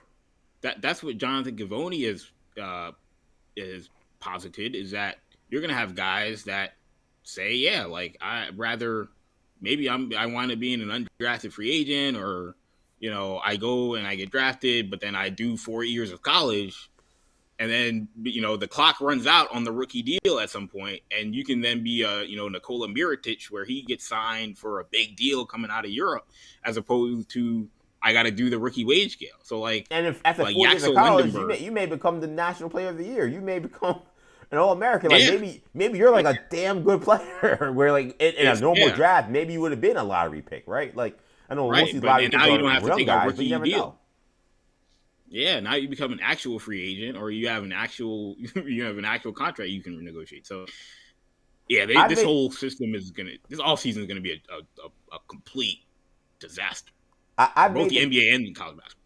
I've made the case, Kendall. I said this when I was talking about the Mensah case with Duke, and essentially Duke basically chickening it out, just basically being like, if they wanted the smoke, they could have brought the smoke, and they had a case. I just think they were like, we don't want to open the floodgates to someone having to tell us that these kids now have to be called employees if we're going to keep them to NIL contracts when those contracts aren't signed by the school. Like, I think that they know that's where that game was going, and they were being petty about it. They're like, well, give us some money, we'll let this go away. And I think these teams also know, like, we want to be able to do this to Elon. They did it to Tulane. They did it, like, I'm sure Barry Mensah wasn't playing at Tulane for free. I'm sure he had some kind of deal there. And they took their quarterback and signed us a 2-year deal. So they're like, oh, how could this happen to us? So, yeah, I said the same thing. I was like, at the end of the day, they also want to be able take guys who have deals as well. But I say that only because while that's the case, where I think that you have, the school is going to be afraid, I also made the case that at the end of the day, like, college football, like, I don't think it really matters that much. Like, I think that, like, it seems like for college sports and people's association with college sports, it's more about the laundry than the players. There was, like, there used to be a little bit of both, but once we have, like, players leaving so early from school and now we have guys transferring, it's like, I think as long as the Duke Blue Devils are still wearing Duke Blue and playing at Cameron Indoor, if there's a former NBA guy on their team, I just don't think that people will care come March Madness time. Like, I think, like, just like I think that people that are watching college football, where it comes to, like, what's the deal with everybody just transferring every year? Like, Miami's going to have a new quarterback every single season. And I'm telling you, Miami fans will not care. If they had the year they just had the last 2 years, they're not going to care a lick. Because guess what? They're still wearing orange and white. They still got the U on the helmet. And they're still coming out, led by Sebastian, in the smoke. So everything else is still the same. So I think with this, that's why this college basketball thing is interesting to me. Because, like, this is, again, outrageous. And in theory, it should kill the sport. But as long as they can still wear Carolina blue, are they still going to do Rothschild Jayhawk at Allen Fieldhouse? If those things are going to happen, I just don't think people are going to care if this guy played, 15 games for the Charlotte Hornets. I just think it's not going to matter anymore. It's preposterous. Me and you, we live college basketball, we breathe college basketball, and also we love the NBA draft, so it's double fold. But I think for everyone else, I think it's just like the landscape, Jayhawk, the off-season. The off-season is going to be such a disaster because now all of a sudden high school recruiting is like, what? Why would I bring in a high school guy? Like, if I could just recruit the NBA, like, and all of Europe, like, why would I ever bring in a high school guy that's not like a top 100 guy? And the transfer portal is going to be a mess. And a lot of people obviously are dunking on college basketball in this moment, but like, you college football people, be very careful because like anything that is applicable to college basketball is going to be just as applicable in college football. And trust me, in college football, they will take every loophole possible to get the best team possible. Yes, so that means they can get former NFL players on their team. You damn sure in college football they're going to try to make that happen. 100%. And those guys are going to be way as good as the NBA guys are in compared to college basketball players. Like the college football, the 28-year-old former NFL player is going to destroy some of these guys just from a physical standpoint. Like some 19-year-old like offensive tackle is going to try and block some 28-year-old, former all SEC pass rusher. Like, and again, the money is there's only 53 spots in an NFL, on an NFL team. The whole UFL is filled with former college stars. You have Matt Corral is a quarterback for the Birmingham Stallions. Yeah, like AJ McCarron was like a legend over there. Yeah, exactly. You don't think those guys would kill it playing in the ACC or the Big 12 and make $5 million a year? Like, this thing is a disaster. Like, again, the NCAA's got to wake up and say, like, do we want any continuity or like, are we just stuck? And again, I think it goes back to the leagues have some culpability in saying like the NFL, like we actually have to cultivate a development system. Maybe we have to cultivate. Work with the UFL and build that up into a thing. So guys aren't just running to play college football if that becomes an option. The NBA, the G League is a dying brand. There's a reason why these guys are saying, I want out of the G League. I'd rather go play college basketball. Right, yeah. And it's because the G League's a disaster. And Adam Silver is focused on, let's make this Ignite thing. And instead of like, let's actually build the league into a real, true minor league that has real NBA cachet, which it doesn't. So again, the G League should be like NXT and WWE. It should be 100%. Like the facility should be that good, the prop for it should be that good, the promo for it should be that good. Like it should be presented. That's what Overtime Elite has kind of done. Right, they have tried. Definitely, yeah, definitely. And they've really tapped into the youth aspect. I can't really speak. I'm not their target demo. I don't think, but so I can't really speak to it, but. I think that they've done a pretty easy job. I mean, they've produced some good players as well. Yeah. They keep funding it, right? So if they keep doing it, they must be making money. They haven't gone under yet, so they're still around. Kendall, man. Sorry. Go ahead. Last thing on this. Yeah, no, this whole thing's a disaster. But when you throw in Adam Silver and Charlie Baker and put it in a blender and the NCAA. What do you get? And when it comes to decision-making processes, you get this clown show that we have currently. Yeah, that's the best way to put it. Baker, Silver, and the NCAA, this is what happens. Man, Kendall Stewart, man, thank you so much, dude. You were phenomenal, as you always are. Obviously, co-host of Hero Talk, which we got to do soon. We haven't done one in a minute. We got to talk some Wonder Man. I did watch Wonder Man. I really liked the first 2 episodes I saw. We'll have more on Wonder Man next week on, obviously, 48 49, but we'll obviously, when you guys catch up, you and Shamari, we'll have more on it on the Hero Talk, and, of course, co-host of the Imperial broadcast. Kendall, I love you, man. Good to see you, dude, and I'll see you soon. Yep. Thanks for having me. You got it, man. That's Kendall. Awesome job. It's good to have him for a long, extended time there. Yeah, last week it was he was there for a while, but it was obviously became truncated because of the technical issues that we ran into. So again, apologies for that. So actually, as we were doing the show, I was like, let me just rock with him the rest of the way. This is again, and like I said, we did. I know we haven't posted in a while, but we do sports talk where we talk sports, and that's kind of usually kind of the podcast you would hear. Maybe not so much wrestling, but a lot of the other sports stuff we were talking about. That's kind of our show that we do. And he's a brilliant guy. Having him here today to talk about the Vikings situation was serendipitous, to say the least. That's someone who has been a part of that organization that knows how they work. So it's very fascinating to see what ends up happening with their GM search moving forward.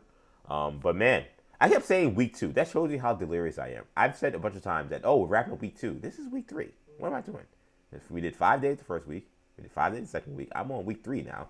Because I was doing the math as I was walking my dog today. And I was like, I keep saying it's week 2, but how, that math isn't mathing. I'm trying to think how many days I have left. And I'm like, there's no way it's week 2. And I have only 25 days left. How does that work? So then I realized, wait, I screwed this up. I'm not on week 2. I'm week 3. So anyway, week 3 is in the books, man. Thank you guys so much for checking out this edition of 40 Days and 40 Nights and checking me out all week. Of course, again, if you want to support the channel, we're streaming live on YouTube. Be sure to like this video. Be sure to comment in the comment section.